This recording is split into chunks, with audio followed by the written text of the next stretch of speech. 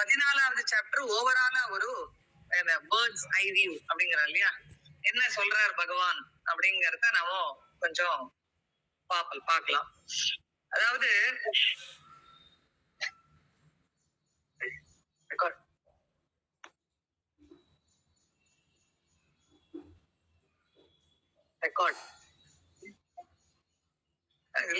இதுல பண்ணாலே போதும்.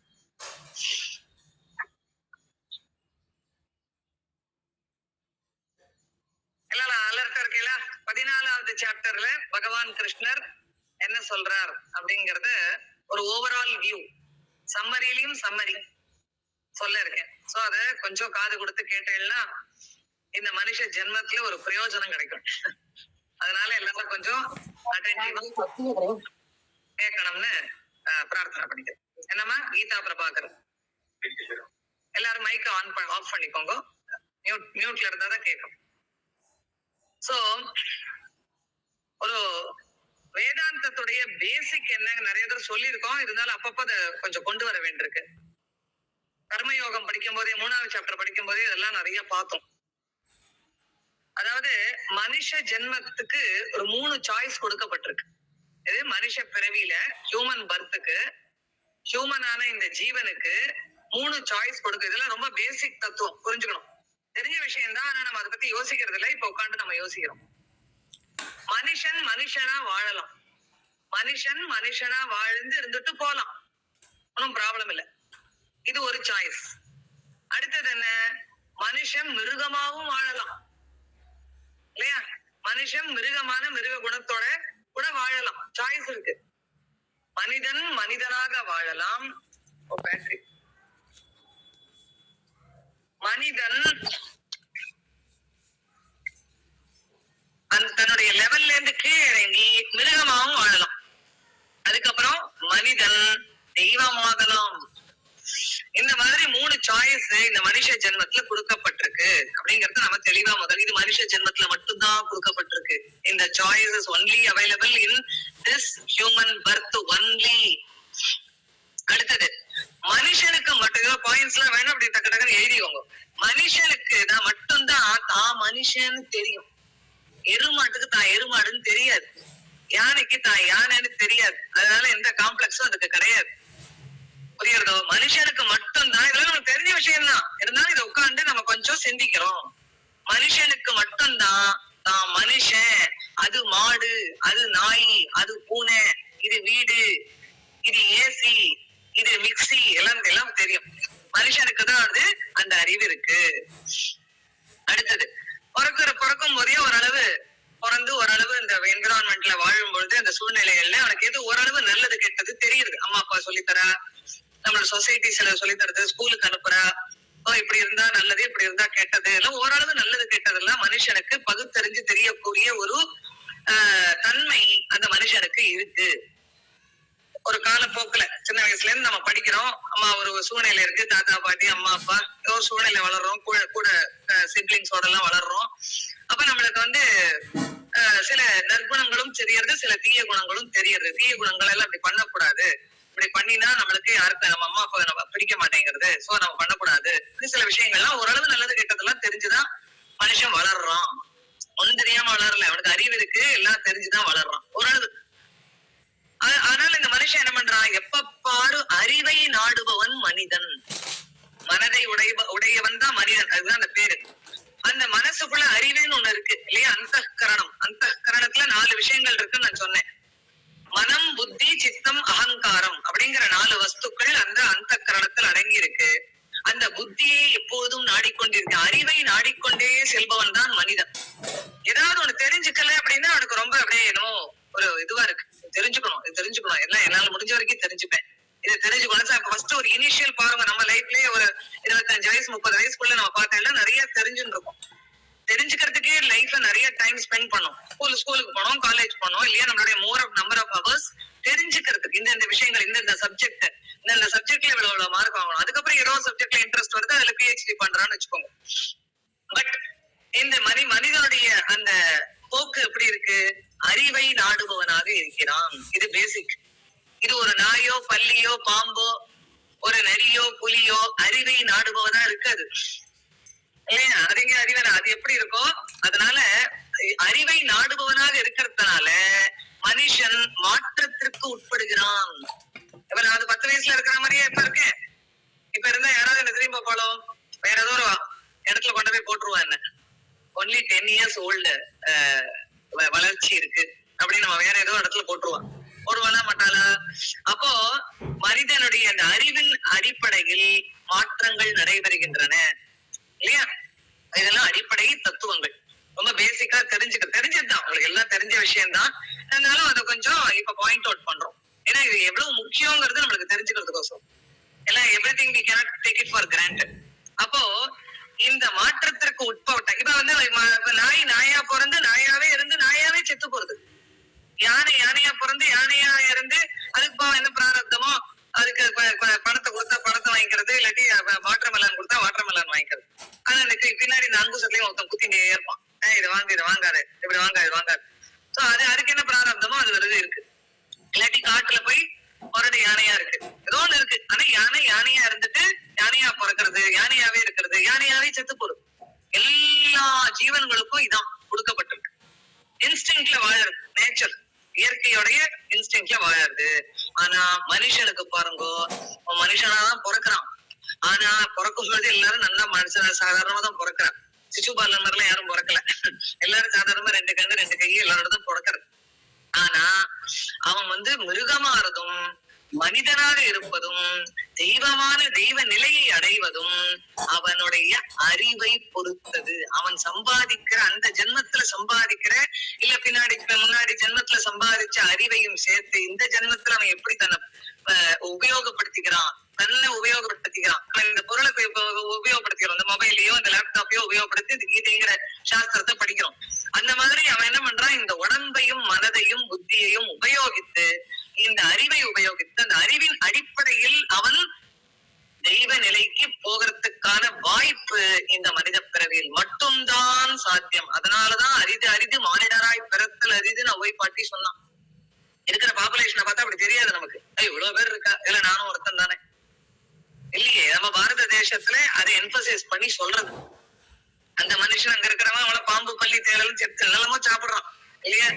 வவ்வால கூட விடல எல்லாத்தையும் தின்றான், என்னெல்லாமோ சாப்பிடுறான். பட் நம்ம பாரத தேசத்துல நம்ம எல்லாம் அவ்வளவு பெரிய எவ்வளவு புண்ணியசாலிகளா இருக்கிறதுனால இந்த கர்ம பூமியில மோட்ச பூமியில பிறந்திருக்கோம்.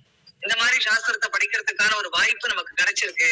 அதை மிஸ் பண்ணலாமா? அதனாலதான் எல்லாரும் ஏறுங்கோ, ஃப்ரீ டிக்கெட் மோக்ஷா பஸ் அப்படின்னு சொன்னேன். மோக்ஷா பஸ்ல ஏறிட்டோம்னா அது நம்மளை கொண்டு போய் விட்டுரும்.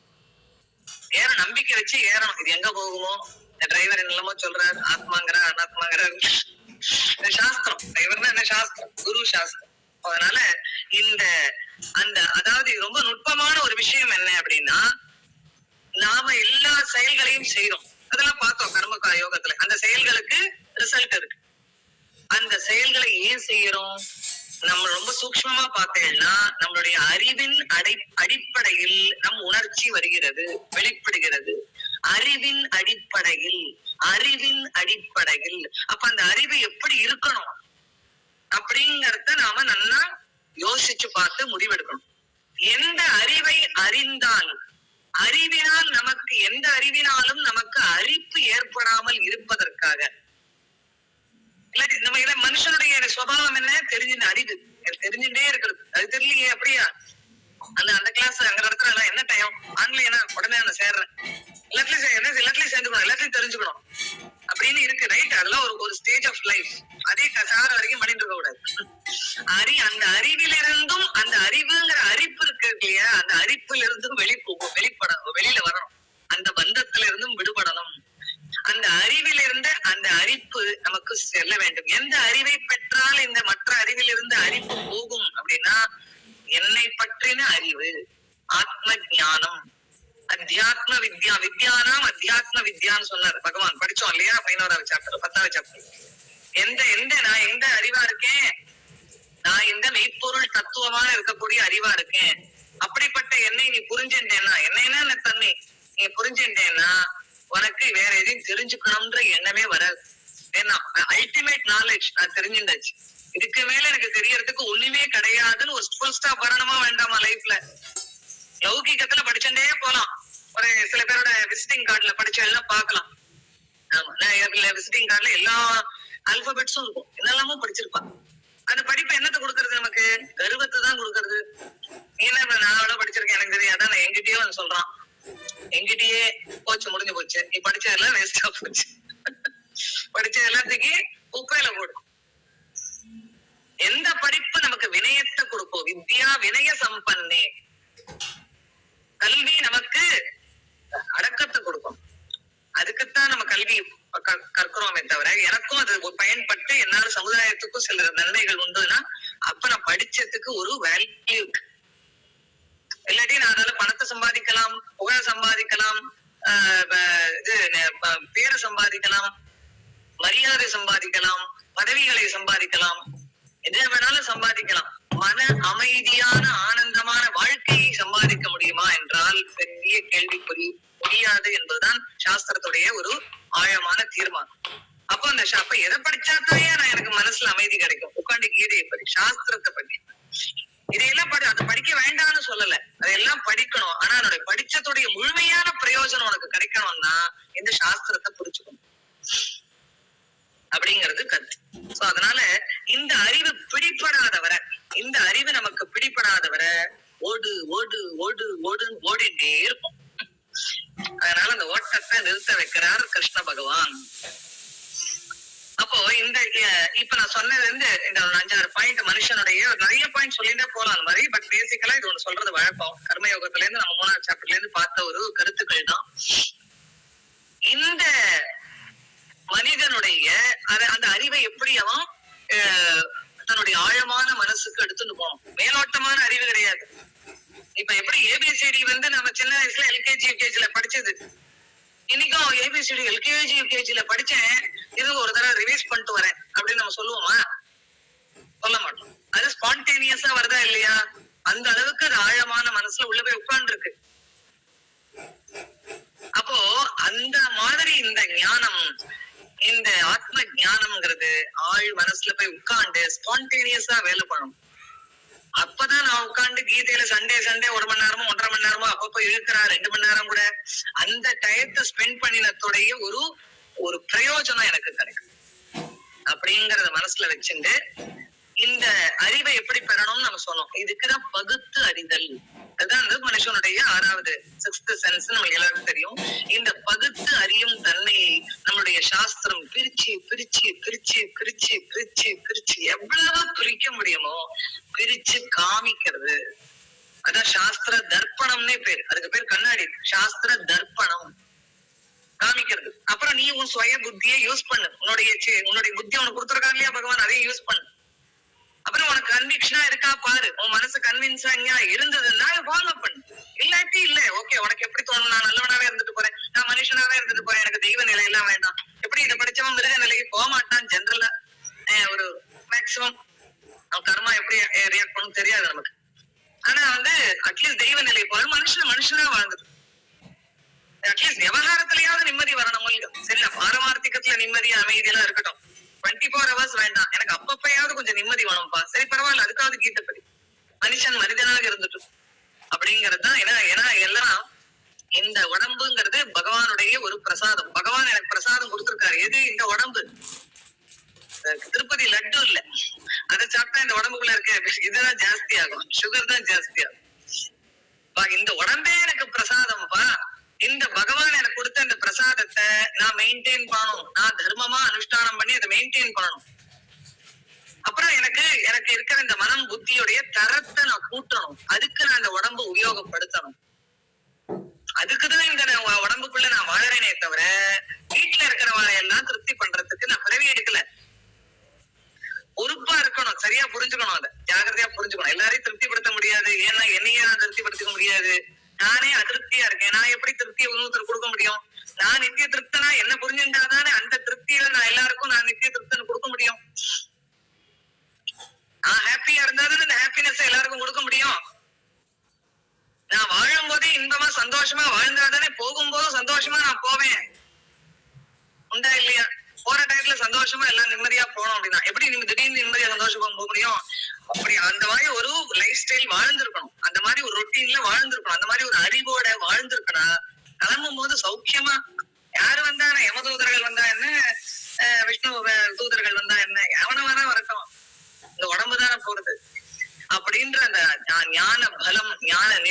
நமக்கு வேணும்? அதுக்கு பகுத்து அறியணும். அதுக்குதான் இந்த சாப்டர்ல குணத்ரய விபாக யோகா. நமக்கு அப்ப நான் ஏன் இப்படி இருக்கேன், இந்த உலகத்துல ஏன் இப்படி மாறிண்டே இருக்கேன், எல்லாமே மாறிண்டே இருக்கு. நீ அன்னைக்கு இருந்த மாதிரி இல்ல, நீ கல்யாணம் ஆனும் போது நீ எப்படி இருக்கியோ அப்படி இல்லவே இல்லை, நீ ரொம்ப மாறிட்ட அப்படின்னு 40 வருஷம் கல்யாணம் ஆகி தம்பதியில சொல்லுவா.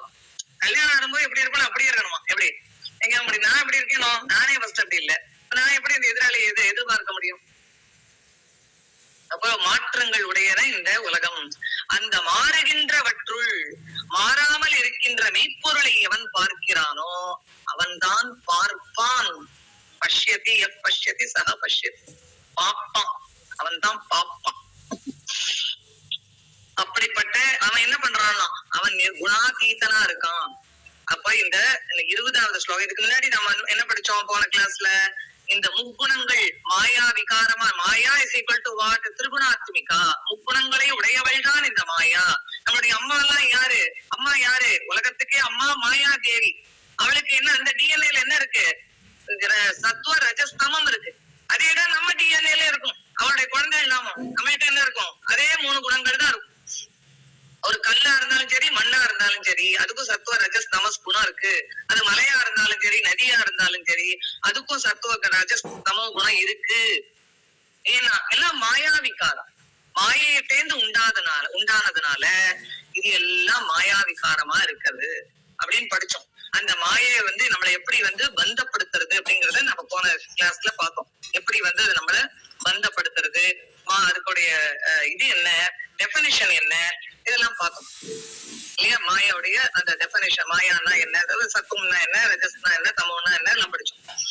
அப்புறம் கதி சொன்னார். எப்படி பகவான் நீ ரஜோகுண பிரதானமா இருந்து செத்து போனா உன்னுடைய கதி என்ன, ஆப்டர் டெத், அத ரிசல்ட் எல்லாம் சொன்னார். சத்துவகுணத்திலேயே நீ இருந்து நீ போனேன்னா உன்னுடைய ஸ்டேட்டஸ் என்ன எல்லாம் சொல்றது. அதே மாதிரி தமோ குணத்திலேயே இருந்து நீ போனா அதோ கச்சந்தி தாமசஹா, அதெல்லாம் படிச்சோம். ஊர்துவம் கச்சந்தி சத்வா. ஒரு எத்தனாவது ஸ்லோகம் பார்த்தா இப்பதான் முன்னாடி படிச்சோம். 18வது ஸ்லோகத்துல ஊர்துவம் கச்சந்தி சத்வஸ்தாஹா மத்தியே கத்திஷ்டந்தி ராஜசாஹா. திருப்பி இது வரும், பிறவி வரும், எல்லாத்துக்கும் வரும். அதுவோ கச்சந்தி, எங்கேயோ போயிடுவான், ஏதோ கீழான ஒரு பிறப்புகள்ல இந்த மாதிரி மிருகமா, நலமும் மிருகமான பயங்கர மோசமான ஒரு மிருகங்களாக பிறப்பெடுப்பான்.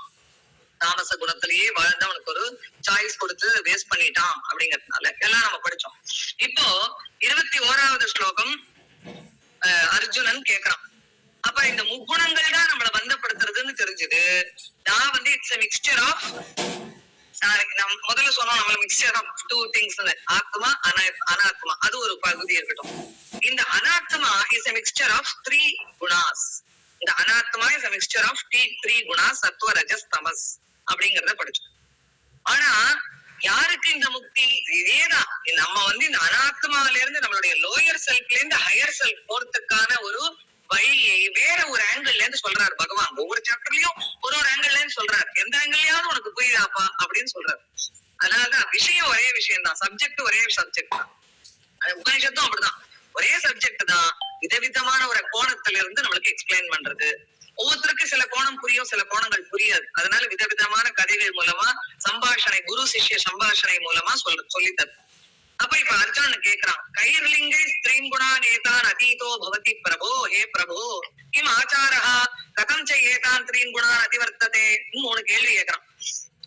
என்ன 3 கேள்வி அப்படின்னா, அப்போ அவர் என்ன சொல்லிட்டார்? குணான் ஏதான் திரயத்ரீம் தேகி தேகே சமுத்பவான் ஜன்ம மிருத்யு ஜரா துக்கேஹி விமுக்தோஹோ அமிர்தம் அஷ்ணுதேன்னு 20வது ஸ்லோகத்துல யார் இந்த முக்குணங்களை வென்று குணாதீதனாகிறானோ, இந்த குணங்களுக்கு அப்பாற்பட்டவனாகிறானோ அவன் அமிர்தம் அஷ்ணுதே, அவன் மரணமில்லா பெருவாழ்வு வாழ்கிறான் அப்படின்னு நான் சொன்னார். அமிர்தம்னா மிருதம்னா போறது, அமிர்தம்னா அந்த உடம்புக்கு இது இருக்கு.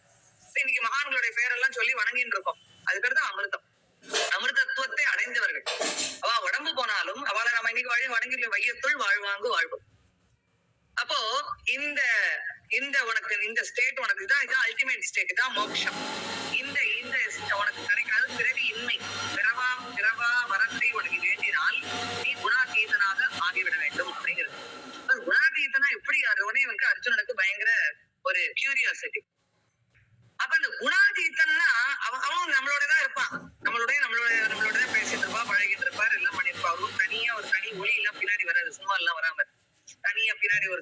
சூரிய ஒளி வருது, அதெல்லாம் கிடையாது. அவன் நம்ம கூட எப்படி அவனை வந்து அவனுடைய அறிகுறிகள் என்னன்னு கேக்குறாரு. Indications. What are the indications of a குணாதீதா? அவனை எப்படி நான் புரிஞ்சுக்கிறது? இவன் இப்படிதான் இருப்பான், இந்த ஒரு ஒரு ஒரு பிரம்ம ஞானியானவன் இப்படிதான் இருப்பான்றத நான் எப்படி தெரிஞ்சுக்கிறது அப்படின்னு ஒரு கேள்வி கேட்கிறான் ஃபர்ஸ்ட். அடுத்த கேள்வி என்ன கேட்கிறான்? அவன் எப்படி இந்த உலகத்துல தன்னை நடத்திக்கிறான், அதாவது நடத்தை, ஆச்சாரகா, கேரக்டர், அவனுடைய கேரக்டர் எப்படி இருக்கும் அப்படின்னு அவனுக்கு ஒரு கியூரியாசிட்டி. அவன் எப்படி இருப்பான், அவனுடைய அறிகுறிகள் என்ன, அவன் வந்து எப்படி தன்னை நடத்திக்கிறான் இந்த உலகத்துல. அதுக்கப்புறம் அப்படி குணாதீதனா ஆறதுக்கு என்ன மெத்தடு நான் ஃபாலோ பண்ணணும் அப்படின்னு 3 கேள்வி கேட்கிறான். இதுதான் வந்து 21வது ஸ்லோகத்துடைய சாராம்சம். இதுக்கு வந்து பகவான் சொல்றார், ஆமாப்பா கரெக்ட், நீ சொன்னது ரைட்டு, எல்லாம் புரிஞ்சுட்ட, ஒரு மாதிரி புரிஞ்சுட்ட. இந்த அந்த ஸ்லைடு சத்துவ குணம் நம்ம சொன்னோம் இல்லையா, ஒரு குணம் பிரடாமினண்டா இருக்கும் போது மத்த 2 குணம் கம்மியா இருக்கும். ஒரு குணம் தான் ஒரு டயத்துல பிரடாமினண்டா இருக்கும்.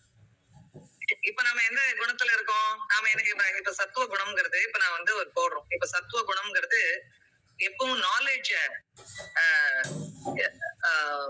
தெரிஞ்சுக்கிறதுக்கான ஒரு முயற்சியில் இருக்கக்கூடிய ஒரு குணம், அது சத்துவ குணம். அதாவது அதுக்கு வந்து ஒரு நாம வந்து ஒரு படிக்கிறோம், எது எனி சப்ஜெக்ட், நாட் ஓன்லி சாஸ்திரம், எனி சப்ஜெக்ட் நம்ம படிக்கும் பொழுது நாம ஞானத்தை விருத்தி பண்ணிக்கிறோம். அந்த பர்டிகுலர் சப்ஜெக்ட்ல இருக்கக்கூடிய ஒரு ஞானத்தை விருத்தி பண்ணிக்கிறோம். அப்ப நம்ம சத்துவ குணத்துல இருக்கோம்னு அர்த்தம். படிக்கும் பொழுது நம்மளுக்கு ரஜோ குணமோ தமோ குணமோ கம்மியா இருந்து நான் கிராஸ்பிங் பவர் இருக்கணும், எனக்கு அந்த நாலேஜ நான் எடுத்துக்கக்கூடிய எனக்கு பவர் இருக்கும்போது அப்ப நான் சத்துவ குணத்துல பிரடாமினண்டா இருக்கேன் அப்படின்னு தெரிஞ்சுக்கணும். நீங்க எல்லாரும் இப்ப வீடியோல இல்ல, ஆனா நீங்க இந்த சாஸ்திரத்தை படிச்சுட்டு கேட்டு புரிஞ்சுட்டு இருக்கே அப்படின்னு நான் நம்பி சொன்னேன்னா அப்ப நீங்க எல்லாரும் எந்த குணத்துல இருக்கே? நாம எல்லாரும் சத்துவ குண பிரதானத்துல இருக்கும். சண்டே மார்னிங் காலங்கரத்தால சத்துவ குண பிரதானத்துல இருக்கும். சத்துவ குண பிரதானத்துடைய என்ன இண்டிகேஷன் சொன்னா கேக்குறான், இண்டிகேட்டர்ஸ் என்னன்றான், இன்ட்ரெஸ்டட் இன் லேர்னிங். அடுத்தது என்ன, ரஜோ குண பிரதானம், அதுதான் பிரகாஷம் அப்படிங்கிறார். பிரகாஷம் அப்படின்னாலே என்ன அர்த்தம், காஷ் அப்படின்னாலே டு ஷைன் அப்படின்னு அர்த்தம். அதான் காஷின்னு வச்சா, காஷ் பிரகர்ஷேன காஷ்யது, காஷ்யன டு ஷைன். நம்மளோட அறிவை வளர்க்கிறோம், அறிவை நாம் நன்றா விருத்தி பண்ணிக்கிறோம், இன்னும் அறிவை நாம் நம்மளுடைய சேர்த்து வச்சுக்கிறோம். எதுவா இருந்தாலும் எனி ஆர்ட், எனி சப்ஜெக்ட் எதுவா இருந்தாலும். ஆனா இது அல்டிமேட் ஞானம் அப்படிங்கிறது சாஸ்திரத்துடைய ஒரு கருத்து, பகவானுடைய கருத்து. அப்போ அடுத்தது ரஜோகுண பிரதானமா இருக்கும் அப்படின்னு நம்ம எப்படி நம்மளை கணிச்சுக்கிறது? முதல்ல நம்மளை வச்சுப்போம், ஞானி இருக்கட்டும், அப்புறமா நம்மளுக்கு நம்ம வந்து நம்மளை கணிச்சுப்போம். நம்மள வந்து ஓகே நான் ரஜோகுண பிரதமா இருக்காங்க, எப்ப பாரு ஆக்டிவிட்டி ஓரியன்ட், அங்க போனோம் இங்க போனோம், அதை பார்க்கணும் இதை பார்க்கணும், இந்த கோயிலுக்கு போனோம் அங்க பண்ணணும் இதை பண்ணணும், ஏதோ நல்லதாவே சொல்லுவோமே, ஏதோ எல்லாம் வந்து பிரவிற்த்தி, அதுக்கு எல்லாம் நிறைய ஆக்டிவ், எப்ப பாரு கர்மா பண்ணிட்டே இருப்பான். ஒரு இடத்துல உட்கார முடியாதவனால. ரஜோகுண பிரதானம்னா என்ன அர்த்தம், ஒரு இடத்துல செத்தாப்பா உட்காரு, கொஞ்ச நேரம் உட்காந்து கொஞ்ச நேரம் உட்காந்து விஷ்ணு சஹஸ்ரநாமம் சொல்லு, உட்காருது உடம்பு உட்காரணுமே, உடம்பு உட்காராது. உடம்பு இல்ல நான் பூ தொடுக்கிறேன், இல்ல நான் வந்து கோயில்ல இருக்கிறேன், இல்ல நான் வந்து ஏதாவது சமையல் பண்றேன், 20 பேர் பாகவதால வந்திருக்காளா ரைட் நான் சமைக்கிறேன், இது ரஜோகுண பிரதானம். ஆக்டிவிட்டிஸ்ல அவ வந்து உட்காந்து பாடுன்னு பாட மாட்டான், அவளை நான் பகவான் நாமாவை சொல்லுன்னு சொல்ல மாட்டான். அதுலயும் ஒரே ரஜோகுணம், எல்லாத்துலயும் நிறைய கலந்தாங்கட்டியா இருக்கும், ப்ரொபோர்ஷன்ஸ் வேரி. அடுத்தது தமோ குணம், கேட்கவே வேண்டாம், இது சத்துவமும் கிடையாது ரஜோவும் கிடையாது. அவன் எதையும் லேர்ன் பண்ணவும் மாட்டான், எந்த வேலையும் பண்ண மாட்டான், எப்ப பாரு தூங்குறது, சௌக்கியமா தூங்குவான், எப்ப பாரு சௌக்கியமா யாராவது கொண்டு வந்து கொடுத்தா நல்லா இருக்கு. அதுக்கப்புறம் எப்ப ரொம்ப சோம்பேறித்தனம், எப்ப பாரு ஒரு இனர்ஷியாலே இருப்பான், ஒரு தனி உலகத்திலே இருப்பான். அவனால அவனுக்கே பிரயோஜனம் இல்லை, அப்புறம் என்ன வீட்டுக்கு பிரயோஜனம், உலகத்துக்கு பிரயோஜனம் இல்ல, ஜீரோ. சோ அதனால அது வந்து பிரமாதம்னா சொன்னேன், போன கிளாஸ்லயே சொன்னேன், பிரமாதம்ங்கிறது கேர்லெஸ்னஸ், ஒரு அலட்சியமான ஒரு சுபாவம், மெமரி லாஸ், இதெல்லாம் சொல்லலாம். நம்ம வந்து ரொம்ப ரொம்ப நன்னா பாடினேன் அப்படின்னா பிரமாதமா பாடினேன்னு சொல்லக்கூடாது. ஆக்சுவலா எங்கேயோ தப்பா அதை நம்ம வந்து அப்படியே கண்டினியூ பண்ணிட்டோம். இந்த பிரமாதம், பிரமோத் அப்படின்னு பேர்லாம் வச்சுக்கிறா பாருங்க, நார்த் இந்தியால நிறைய பேர் வச்சுப்பா பிரமோத் அப்படின்னு. பிரமோத் அப்படின்னா பிரமோதம் அப்படின்னா ஸ்கில்ஸ் அர்த்தம். எஃபிஷியன்சி, ஸ்கில்ஃபுல் ஸ்கில் பர்சன் அப்படின்னு அர்த்தம்.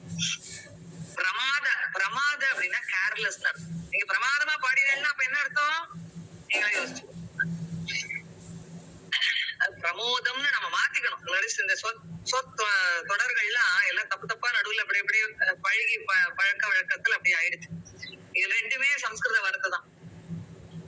ஏன்னா தமிழ் பிரான்ற வார்த்தையில ஜெனரலா ஆரம்பிக்காது இல்லையா? இப்ப அது மெய் எழுத்துல ஆரம்பிக்காது. எல்லாமே சம்ஸ்கிருத வார்த்தை தான். அந்த மாதிரி ஒரு நம்ம தெரிஞ்சுக்கணும். எப்போ இந்த 3 குணங்களும் நம்மள பந்தப்படுத்துறது. எப்படி சத்துவ குணம் பந்தப்படுத்தும்? மற்ற ரெண்டும் புரியுறது ரைட்டு. சத்துவ குணம் நான் நல்லா தானே இருக்கேன், நல்லா தானே எல்லாத்தையும் தெரிஞ்சுக்கிறேன், நீங்க தானே மனுஷ பிறவியில என்ன நாலேஜ் கெயின் பண்ண முடியும் அப்படின்னு சொல்றேன். அப்படின்னா அது ரொம்ப சூக்ஷ்மமா போகும்போது அந்த சத்துவ குணமும் அந்த நாலேஜும் நம்மள பந்தப்படுத்தும். அது கீதா நாலேஜா இருந்தாலும். அதனால ரொம்ப ஜாகிரதையா புரிஞ்சுக்கணும். அதனால இந்த முக்குணங்களும் நம்மளை பந்தப்படுத்தக்கூடிய ஒரு தன்மை உடையது. ஆனா வேற வழி இல்ல. இந்த முக்குணத்தோட தான் நம்ம வாழ்ந்தானோம். இந்த உடம்புன்னு ஒண்ணு எடுத்தாச்சுன்னா மாயாவுடைய குழந்தையா வந்துட்டோம் அப்படின்னாலே மாயாக்கு என்ன லட்சணங்கள் இருக்கோ அதே லட்சணங்கள் தான் எனக்கு இருக்கும்.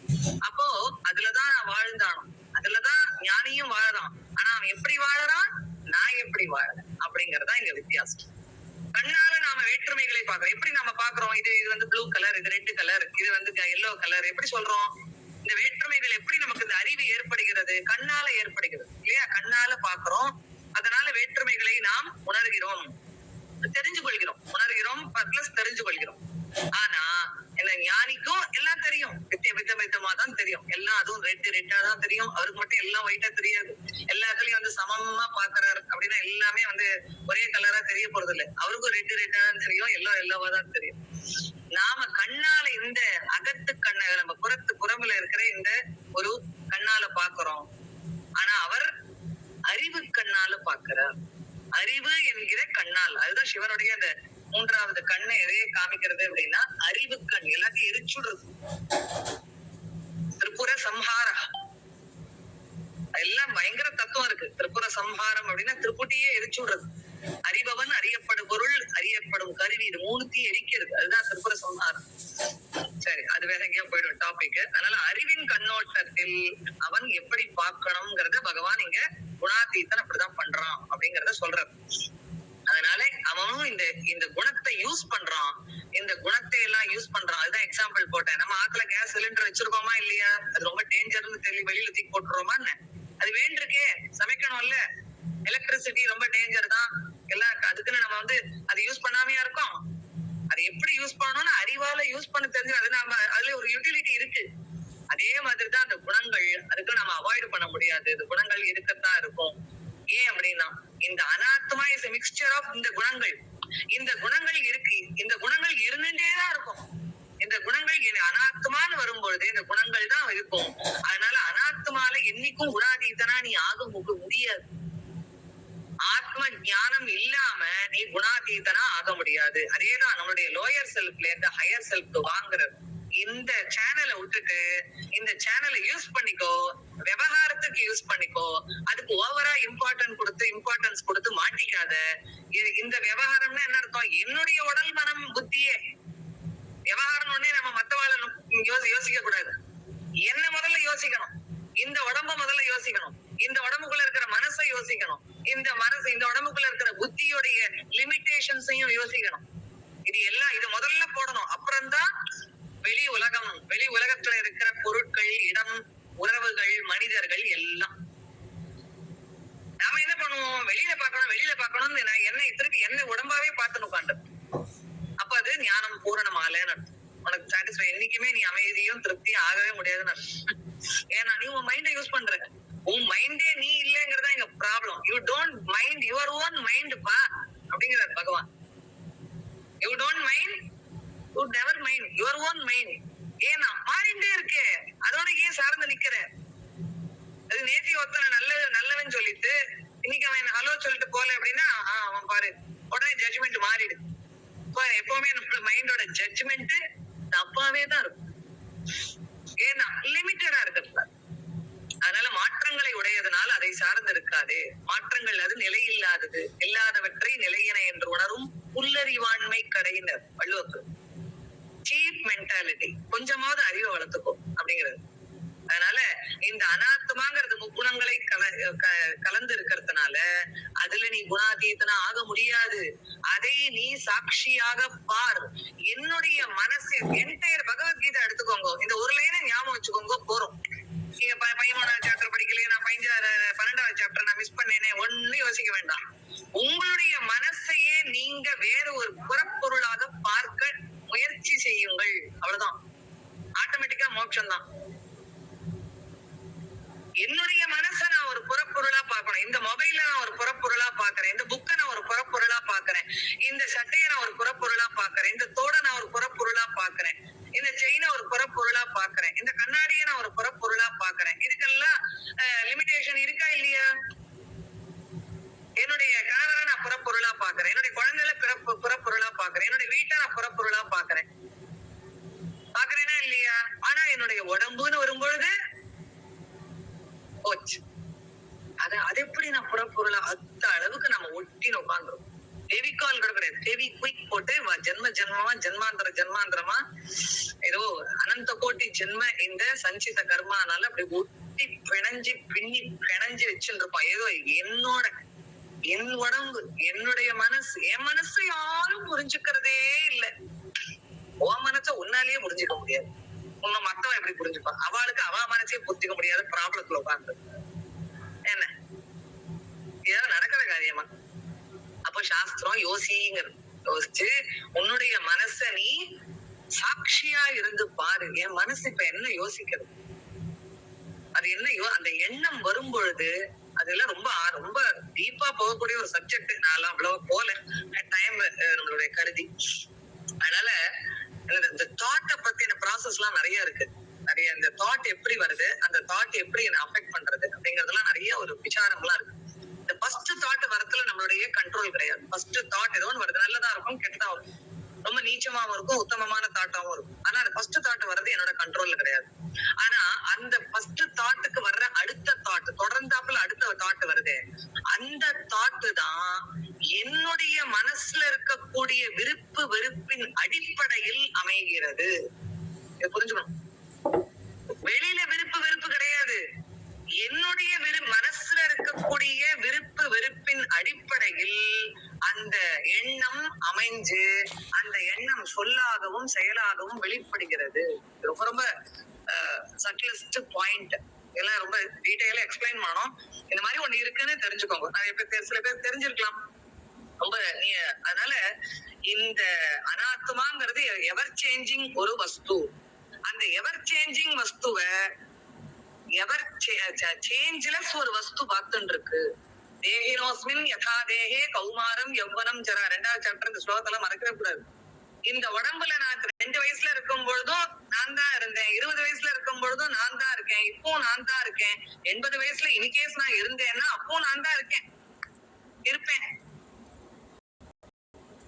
இதோடைய யௌவனம் கௌமாரம் ஜரா எல்லாத்தையும் நான் பார்த்துட்டு இருக்கேன். உள்ளுக்குள்ள ஒரு ஆள் ஆசாமி பார்த்துட்டு இருக்கானா இல்லையாத? உடம்பு சேஞ்ச் ஆயிட்டே இருக்கு, மைண்ட் சேஞ்ச் ஆயிட்டே இருக்கு, புத்தி விருத்தியாறதோ இல்ல க்ஷீணமாறதோ ஏதோ ஒரு மாற்றங்கள் அமைஞ்சுட்டே இருக்கு. ஆனா இதெல்லாம் பார்க்கக்கூடிய எனக்கு 4 வருஷம் முன்னாடி எனக்கு கீதையெல்லாம் படிக்க தெரியாது. இப்ப நான் கிளாஸுக்கு போறேன், ஓரளவு படிக்கிறேன். என்ன இந்த சானா ஷானா தான் வரமாட்டேங்கிறது. அந்த டீச்சர் எவ்வளவு சொல்றா, சோப்பு சாங்கரா ஷூ ஷாங்கரா அதுதான் வரமாட்டேங்கிறது. பரவாயில்ல, தட் இஸ் நத்திங் ராங். ஆனா தெரியும் எனக்கு புத்தி விருத்தி ஆயிருக்கு. நாம ஒண்ணுமே தெரியும், something is better than nothing இல்லையா? ஏதோ ஒன்று தெரியாம இருந்தேன், இப்ப தெரிஞ்சுன்றது. மாற்றங்கள், இந்த மாற்றங்களை உள்ளே தெரிந்த ஒரு வஸ்து இருக்கு. இந்த மாற்றங்களை அறிந்து கொண்டிருக்கிற அறிய போகிற வஸ்து ஒண்ணு இருந்துட்டே இருக்கு உள்ள. அதுதான் நம்மளுடைய ஹையர் நேச்சர். இதனாலயே நாம சிந்திக்கணும். இதுதான் எல்லாத்தையும் இதான் போன 13வது சாப்டர்லயும் ஜீவ பிரம்ம நம்மளுடைய மனசுல இருக்கிற இந்த வாசனாக்ஷயம் நம்மளுக்கு போகணும். ஆனா வாசனா க்ஷயம் போகணும் அப்படின்னா ஹேபிட்ஸ், இந்த ஹேபிட்ஸ் எல்லாம் போனது ஜீரோவா போகாது. அர்ஜுனன் வந்து சண்டை போட வரும்போது என்ன பண்ணான்? ஓம சீதந்தி மமகாத்ராணி வேப்பதுஷேமே ரோமச்சு, அப்படியே எனக்கு ரோமங்கள்லாம் நடுங்கிறது, வெந்து வேர்க்கிறது, எனக்கு கை காலெல்லாம் நடுங்கிறது, என்னால சான்ஸே இல்ல, நான் இந்த போற புரியவே மாட்டேன்னு எல்லாத்தையும் தீக்க வச்சானா இல்லையா? படிச்சோம் இல்லையா? கடைசி அத்தியாயத்துல என்ன சொல்ல போறோம்? நஷ்டோ மோக, ஏ கிருஷ்ணா நஷ்டோ மோக, என்னுடைய மயக்கம், என்னுடைய டெலியூஷன் எல்லாம் போச்சப்பா, என்னுடைய மோகங்கள் எல்லாம் போச்சு, அறிவிலே தெளிவு, தெளிவான அறிவை அடைந்தேன், உறுதியான நெஞ்சத்தை அடைந்தேன், இதோ இப்பொழுது என்னுடைய கர்மாவை செய்கிறேன் ஆஸ் அ க்ஷத்ரியா வந்தான். அப்போ முதல்ல எப்படி இருந்தது? ஒரே பயம், இன்செக்யூரிட்டி. ஆஹா, என்னுடைய குருவை நான் கொல்ல போறேனா, என்னுடைய இவாளையெல்லாம் நான் கொல்ல போறேனா, உறவுகாரால எல்லாம், இதெல்லாம் மகா பாவம் இல்லையோ? ஒரே டைலமால இருக்கும். அப்புறம் இவர் உபதேசம் பண்ணார். அப்புறம் சத்திரிய தர்மா தர்மா தர்மா, தர்மத்தின் அடிப்படையில் நீ அவர்களை கொல்லத்தான் வேண்டும், உனக்காக இல்லை, இந்த உலகம் ஒழுங்கா இருக்கணும்னா இல்லையா? கலையெல்லாம் வெட்டத்தான் வேணும், பயிர் வளரணும்னா கலையெல்லாம் வெட்டத்தான் வேணும் அப்படின்னு சொல்றாரு. சோ அதனால அதுக்கப்புறம் நான் திருப்பி அபிமன்யு போன அப்புறம் அழுதான், பீஷ்மர் போகும்போது அழுதான். அதனால இந்த உணர்ச்சிகள் வந்து அப்படியே மரக்கட்ட மாதிரி இருப்பார் அப்படின்னு கிடையாது. இந்த ஞானம் இருந்தாலும் அந்த குணங்கள் வேலை பண்ணும்போது அந்த ஜீரோவா ஆயிடாது. ஜீரோவா ஆயிடுச்சுன்னா அப்புறம் அது டெட் பாடி தான். அந்த குணங்கள் அந்த எஃப்ஐஆர் குறையும், அவ்வளவுதான். அப்படின்னு சொல்லுவாங்க, என்ன இருந்தாலும் பையன் இல்லையா, அதனால கொஞ்ச நேரம் அழுவும். அதுக்கப்புறம் சோ அதனால வந்து அந்த ஒரு நிறைய குறையும், இன்டென்சிட்டி குறையும், ஃப்ரீக்வன்சி குறையும், எஃப்ஐஆர் வில் டிக்ரீஸ். அதனால இந்த மைண்ட வந்து ரொம்பவும் சத்தியம் நினைச்சுட்டு இதான் திருப்பி இதேதான் பாடம். என்ன பாடம்னா, இந்த மைண்ட நீ டிபெண்ட் பண்ணாது. யாரோட மைண்ட்? இன்னொருத்தர் மைண்ட் இல்ல, என் மைண்ட். அதுதான் சாஸ்திரம் படிக்கிறோம். என்னுடைய மைண்டே ரொம்ப டிபெண்ட் பண்ணாது. ஆனா இந்த மைண்ட யூஸும் பண்ணணும். இட்ஸ் அ கருவி, இட்ஸ் அ இன்ஸ்ட்ருமெண்ட். இது யூஸ் பண்ணி ஆகணும். இந்த மைண்ட வச்சு இந்த மைண்ட நான் தூக்குறேன், பாத்துக்கல. இந்த மைண்ட வச்சு இந்த மைண்ட் உண்மை இல்லைங்கிறத நான் புரிஞ்சுக்கிறேன். அதுதான் அத்வைத வேதாந்தம். அப்பதான் நான் இந்த மைண்ட டிபெண்ட் பண்ணி இருக்க மாட்டேன். இது என்னை ஏமாத்த முடியாது இந்த மைண்ட். அதுக்குதான் இந்த ஞான பலம் நமக்கு வேணும். அப்போ இந்த முக்குணத்திலையும் எப்படி அந்த குணாதீத்தனா ஆறாம் அப்படின்னா, அந்த ஞானிக்கும் 3 குணங்களோடதான் இருப்பாரு. சரியா புரிஞ்சுக்கணும். அவருக்கும் சத்துவ குணம் இருக்கும். அவரு தூங்குறாரா இல்லையா, அவரும் சாப்பிடுறாரா இல்லையா, அவரும் ஆக்டிவிட்டிஸ் எல்லாம் பண்றாரா இல்லையா, அவருக்கும் 3 குணங்களும் இருக்கும். ஆனா அந்த 3 குணத்துடைய தோஷத்தை அவர் பார்க்கறதுனால, அறிவு கண்ணால அது நம்மள பந்தப்படுத்துங்கிற எண்ணம் எப்பவும் இந்த ஞான நிஷ்டை அந்த அலர்ட் ஆறுமுகமா இருக்கிறதுனால என்ன ஆகுதுன்னா, அவர் அதிலிருந்து அந்த தோஷத்தை அனுபவிப்பதில்லை. அந்த பந்தத்திலிருந்து வரக்கூடிய அந்த இன்ப துன்பங்களை அனுபவிப்பதே இல்லை. ஏன்? அது நான் இல்லவே இல்லை அப்படிங்கிற ஞானம். இந்த மைண்ட் ஆனது இது அனாத்ம வஸ்து, இது எனக்கு தற்காலிகமாக கொடுக்கப்பட்டிருக்கு. ஆனா இந்த ஆத்மாவை தெரிஞ்சுக்கிறதுக்கு எனக்கு இந்த அனாத்மாவான புத்தியோ இந்த உலகமோ வேண்டிருக்கு இல்லையா? ஆத்மான்னு தெரிஞ்சுடுத்துன்னா அப்புறம் நான் டோட்டாலிட்டியில கலந்து போயிடுவேன். என்னுடைய இண்டிவிஜுவாலிட்டி அழியறதுக்கு, அழிஞ்சது டோட்டாலிட்டிக்குல கலக்கிறதுக்கு, அதான் விதேக முக்தின்னு பேர் இருக்குது. இருக்கும் போதே என்னன்னா, இருக்கும் போதையே செத்தாரை போல தெரியினர் இல்லையா? அது பட்டியலக்காரன் நினைக்கிறேன். செத்தாரை போல தெரியும். முன்னாடி 50 வருஷம் முன்னாடி நீ இல்ல, 50 வருஷம் அப்புறம் இருக்க போறது இல்ல, இப்ப மட்டும் இருக்கேன்னு நினைச்சுட்டு இருக்கியாப்பா?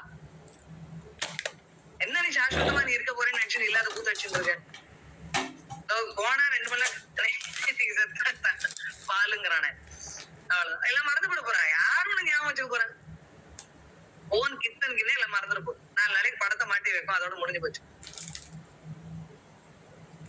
அதனால இந்த மாதிரி இந்த ஒரு தற்காலிகமாக நமக்கு கொடுக்கப்பட்டிருக்கிற இந்த வாழ்க்கையை இனிமேல் பிறவி எடுக்காமல் இருப்பதற்கு என்னெல்லாம் செய்யணுமோ அதைதான் நம்ம செய்யணும். அது ஒரு ஏஜுக்கு அப்புறம் அதைத்தான் செய்யணும். அடுத்த இந்த ஜீவன், அடுத்த யாத்திரை என்ன போகும் தெரியாது, எந்த உடம்பு கிடைக்கும் தெரியாது. இப்பிறவி தப்பினால் எப்பிறவி வாய்க்குமோ, ஏது வருவோ அப்படின்னு. இந்த மோக்ஷா பஸ் மிஸ் பண்ணா அப்புறம் எப்ப வருமோ தெரியாது. அதனால இப்ப அந்த ஒரு பயம் இருக்கும். அதாவது தர்மத்துக்கு அந்த பயம் இருக்கு. அதனால அந்த தோஷத்தை அவன் அனுபவிக்கிறதுல எப்படின்னா ஞானம் பலம், அந்த ஞான நிஷ்டைய எப்படி ஏபிசிடிங்கிறது நமக்கு ஸ்பான்டேனியஸா வருகிறோம், அந்த மாதிரி அவனுக்கு இந்த ஞானம் டக்குன்னு வந்து அவனை காப்பாற்றும்.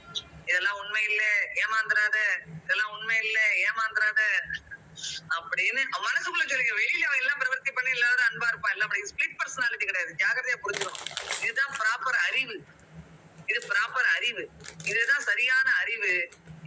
இது பண்ணின இதை நாம் உள்ளே வாங்கி கொண்டு அதை அசை போடணும். அது பேர் தான் நிதித்தியாசனம், மனநம் நிதித்தியாசனம். சோ அதனால இந்த சத்துவ குணத்தில் தான் அந்த அறிவு கிடைக்கும் அப்படிங்கறது தான் முக்கியம். அதனால நம்ம இதெல்லாம் நம்ம நிறைய பார்த்துட்டோம். இப்ப இவர் என்ன சொல்றாரு லாஸ்ட்ல, அப்படிப்பட்ட குணாதீதன் என்ன பண்ணுவோம் அப்படின்னா, அது திருப்பி நம்ம 12வது சாப்டர்லயே படிச்சதுதான். 12வது சாப்டர்ல என்ன படிச்சோம்? 33 குவாலிட்டிஸ், அத்வேஷ்டா சர்வ பூதானாம். அந்த ஒரு தான் நான் எக்ஸ்பிளைன் பண்ணினேன். ஆனா அதுக்கு மத்த நிறைய குவாலிட்டிஸ் எல்லாம் வருது இல்லையா, அதையேதான் இங்க திருப்பி சொல்றேன். சம துக்க சுகஹா. நீ 23வது பார்த்தேன்னா உதாசீனஹா இஸ் ஜஸ்ட் பிகம் இன்டிஃபரண்ட். அவன் இது வேணுங்கிறவன் கிடையாது, வேண்டாங்கிறவன் கிடையாது. எல்லாருக்கும் எல்லாம் என்ன பண்ணுமோ அது வேணும்னா பண்ணுவான், வேணாம்னா பேசாம இருக்கும். உதாசீனஹா. அடுத்தது குணா குணேஷு வர்த்தந்தே இது மத்வான சஜ்ஜதே நம்ம படிச்சோம். செகண்ட் சாப்டர்ல, தேர்ட் சாப்டர்லயே படிச்சோம். இந்த குணங்களோட இன்டராக்ட் பண்றது, நான் அதை பாக்குற சாட்சி அப்படின்னு தர்மமா ஜாகிரதையா இருக்கணும். எல்லாம் அனர்த்தம் பண்ணிக்கிறதுக்கு நிறைய வாய்ப்பு இருக்கு இதுல. அப்ப நான் எப்படி வேணாலும் நினைப்பேன், எப்படி வேணாலும் பண்ணுவேன், குணங்களோட தானே இருக்கு அப்படின்னு சொல்லக்கூடாது. எல்லா தர்மானுஷ்டானம் பண்றவாளுக்குதான் இந்த ஞானம். அதனால சம துக்கஹா துக்க சுகஹா, சுகத்தையும் துக்கத்தையும் சமமாக பாவிப்பவன். சமமாக சுகமும் டெம்பரரி, துக்கமும் டெம்பரரின்னு தெரிஞ்சுட்டு இருக்கிறோம். அறிவால அறிகிறவன், அறிவு கண்ணால் பார்க்கிறவன் தெரிஞ்சுக்கணும். அதுக்கான குழந்தைகள் சொல்றது, இந்த தாத்தா அவர் ஒரு ஞானியா இருக்காருன்னு வச்சுக்கோங்க. இந்த பேர் நான் ஃபர்ஸ்ட் பிரைஸ் வாங்கியிருக்கேன் அப்படின்னு, இந்த சுகம் வர்றது டெம்பரரிப்பா, அடுத்த பிரைஸ் உனக்கு வராது, அப்ப நீ அப்செட் ஆகக்கூடாது, போய் அங்க போய் கீதை சொல்ல முடியாது. அந்த குழந்தையோட இவனும் சொல்ற மாதிரி அவ்வளவுதான். எல்லாம் ரோல் பிளே தான். ஆஸ் அ தாத்தா இல்ல கிரகஸ்தாசிரமத்துல சொல்றேன். நம்ம யாரும் சன்னியாசம் வாங்கிட்டு வெளில போறது இல்ல ரிஷிகேஷுக்கெல்லாம். இங்க சன்னியாச தன்மையை வளர்த்துக்கணும், அது ரொம்ப முக்கியம். சன்னியாசம் வாங்கறத விட தலைப்பட்டார் தீர துறந்தார்னார் வள்ளுவ பெருமான். அதுக்கு வீட்டுக்குள்ளேயே இருந்துட்டு பண்ணலாம், ஒன்னும் பெரிய இது இருக்குன்னு அந்த வேஷம் போட்டு கமண்டலம் எல்லாம் எடுத்துட்டு போய் எங்க ரிஷிகேஷ்ல உட்காண்டாதான் அந்த இந்த ஞானம் எல்லாம் வருங்கிறதா கிடையவே கிடையாது. இங்கேயே இப்பவே ஹியர் அண்ட் நவ் வீட்டுல உட்கார்ந்து எல்லா வேலைக்கும் பண்ணிட்டு சௌக்கியமா ஆனந்தமா அமைதியா இருக்கலாமே. அதுதான் சாஸ்திரம் கொடுத்துருக்கு. இல்ல எல்லாருமே ரிஷிகேஷ்ல போய் உட்காண்டா என்னத்துக்கு முடியுமா? முதல்ல ஐயோ எல்லாத்தையும் விடணுமா? இல்ல எல்லாத்தையும் விடாத, மனதளவுல விடு அப்படிங்கிறது. சந்நியாச புத்தி வேணுமே தவிர நீ சந்நியாசம் வேணும்னு அவசியம் கிடையாது. சந்நியாச புத்திய வளர்த்துக்கோ. வயசாக இன்னும் போய் அடுத்து எல்லாத்தையும் போய் மூக்க நுழைக்காத. சந்நியாச புத்திய வளர்த்துக்கோ. இவ யாரும் நம்ம கூட வரப்போறது இல்ல, அவளுக்கும் அதே கதிதான். அதனால நம்ம உபயோகமா இருக்கிற வரைக்கும் தான் நம்மள வச்சு. அதனால என்னன்னா அந்த உபயோகமா இருக்கிற வரைக்கும் நான் முதல்ல எனக்கு உபயோகமா இருந்துக்கிறேன். போறோம், இந்த வேலை இவ்வளவு நிறைய பண்ணியாச்சு, எல்லாம் மினிமம் எல்லா ரெஸ்பான்சிபிலிட்டி பண்ணியாச்சு. இனிமேல் சன்னியாச புத்தியை நான் மனதளவில் வளர்த்து கொள்ள வேண்டும். அதுக்கு பேர் தான் வானப்பிரஸ்தம். என்னடா இப்பதான் 60 வயசுக்கு மேலதான் எல்லா ஆசையும் வருது, அதெல்லாம் நான் ஃபுல்ஃபில் பண்ணிக்கல, இனிமேந்தாவது நான் ஃபுல்ஃபில் பண்ணிக்கிறேன். அதுக்கு எண்டே கிடையாது, நிம்மதியே கிடையாது. அதனால அந்த சம துக்கத்தையும் சுகத்தையும் சமமா பாக்குறோம். சமதர்ஷனம்ங்கிறத த்ரூ அவுட் கீதா சொல்லிட்டே வருவார் பகவான். சமதிருஷ்டி, சமதர்ஷனம், எல்லாத்தையும் ஒன்னா பாக்குறது. இதுல கீதையில நிறைய வித்யா வினய சம்பனே பிராமணே கவி ஹஸ்தினி. எங்க போனா என்ன அந்த உடம்பு? காசியில போனா என்ன, ஒரு நாயை சமைச்சு சாப்பிடறோம் வீட்டுல போனா என்ன, எங்க போனா என்ன, போறதுக்கு முன்னாடி இந்த மெய்ப்பொருளை நான் தெரிஞ்சுடணும். அதுக்குதான் இந்த உடம்பு கொடுக்கும். எப்படி போனா என்ன, அந்த இன்செக்யூரிட்டி ஃபீலிங்கே வராது. இல்லாட்டி நம்ம அதுக்குதானே பயப்படுறோம். ஏன்னா பயம்னாலே அந்த மரண பயம் தானே. சமஸ்வஸ்தா, தன்னில் தான் இருந்து பழக வேண்டும். ஏகாந்தே சுகமாசியதாம் படிச்சோம் இல்லையா சாதனா பஞ்சகத்துல. அப்பப்ப தனிமையில இருக்கு பழகிக்கணும். தனிமையில இருக்க முடியாதுங்கிறதுனாலதான் எல்லா வேலையும் இழுத்து கொண்டு பண்ணின்னு உட்காந்துரும். நான் என்னிடம் முதலில் இருந்து பழக வேண்டும். என்கிட்ட இன்னொருத்தருக்கு இருந்து அவளுக்கு எனக்கு செட் ஆக மாட்டேங்கிறது. உனக்கு உனக்குள்ளேயே செட் ஆக மாட்டேங்கிறது. உனக்கு எப்படி மற்றவங்களோட செட் ஆகும்? அதனால நான் என் கூட இருந்து பழகணும். தனிமையில் இருந்து பழகிறது ஸ்வஸ்தா. அதனால தன்னில் இருக்கான், தன்னுடைய ஆத்மஸ்வரூபத்தில் இருக்கான். தன்னுடைய அனாத்மால இருந்து நீக்கி தன்னை ஆத்மஸ்வரூபமாக இருந்து உணர்ந்து அதிலேயே நிலைத்து இருப்பவன் தான் ஸ்வஸ்தா. தன்னை அறிய தனக்கு ஒரு கேடில்லை, தன் தன்னை அறியாமல் தானே கெடுகின்றான். தன்னை அறியும் அறிவை அறிந்த பின் தன்னை அச்சிக்கத்தான் இருந்தானே. ஆத்மன் ஏவ ஆத்மனா துஷ்டகா நிறைய இடத்துல படிச்சோம். அதனால அடுத்த என்ன சமலோஷ்ட அஸ்ம கல்ச்சர்னா அவன் மண்ணு கல்லு கோல்டு எல்லாம் சமமா பாக்குறான். அப்படின்னா என்ன அர்த்தம்? அது சமமா பாக்குறான்னு அந்த கோல்டு கொடுத்தா தூக்கியப்பட போறாரு கிடையாது. அது எப்படி லோக சங்கரத்தை உபயோகிக்கிறோமோ உபயோகிச்சுப்ப தெரியும் அவர்களுக்கு. Gold is meant for this. இது எதுக்கு ஒன்னொன்னுக்கு உபயோகம் இருக்கா இல்லையா? கல்லு வீடு கட்டுறதுக்கு உபயோகப்படுறது, கல்லு மண்ணு. லோஷ்ட அஸ்ம காஞ்சனா, லோஷ்ட மண்ணு, அஸ்மன கல்லு, காஞ்சனான தங்கம். இது எல்லாத்தையும் ஒன்னா பாக்குறாரு அப்படின்னா என்ன அர்த்தம்? எல்லா ஒரு சக்கரை ஒரு இது இருக்கு ஸ்வீட், அந்த சுகர் ஸ்வீட், சுகர் கேண்டி எல்லாம் சொல்றாரு. அது விதவிதமான அனிமல்ஸ்ல பண்ணிருக்கு. ஒண்ணு இல்ல இத்தனோண்டு எலிபென்ட் இருக்கு, இத்தனோண்டு குருவி இருக்கு, இத்தனோண்டு மான் இருக்கு. அதோட எசன்ஸ் என்ன? ஒரு குழந்தைக்கு எனக்கு மான் தான் வேணும், எனக்கு குருவி பிடிக்காது அப்படிங்கிறது. எனக்கு அதுதான், எனக்கு அந்த புலி இருக்கு பத்தியா, அந்த ஸ்வீட் தான் வேணும். எல்லாம் எதால பண்ணிருக்கிறது? சத்தா என்னதுல இருக்கிற சப்ஸ்ட்ராட்டம், அது சுகர் தான்.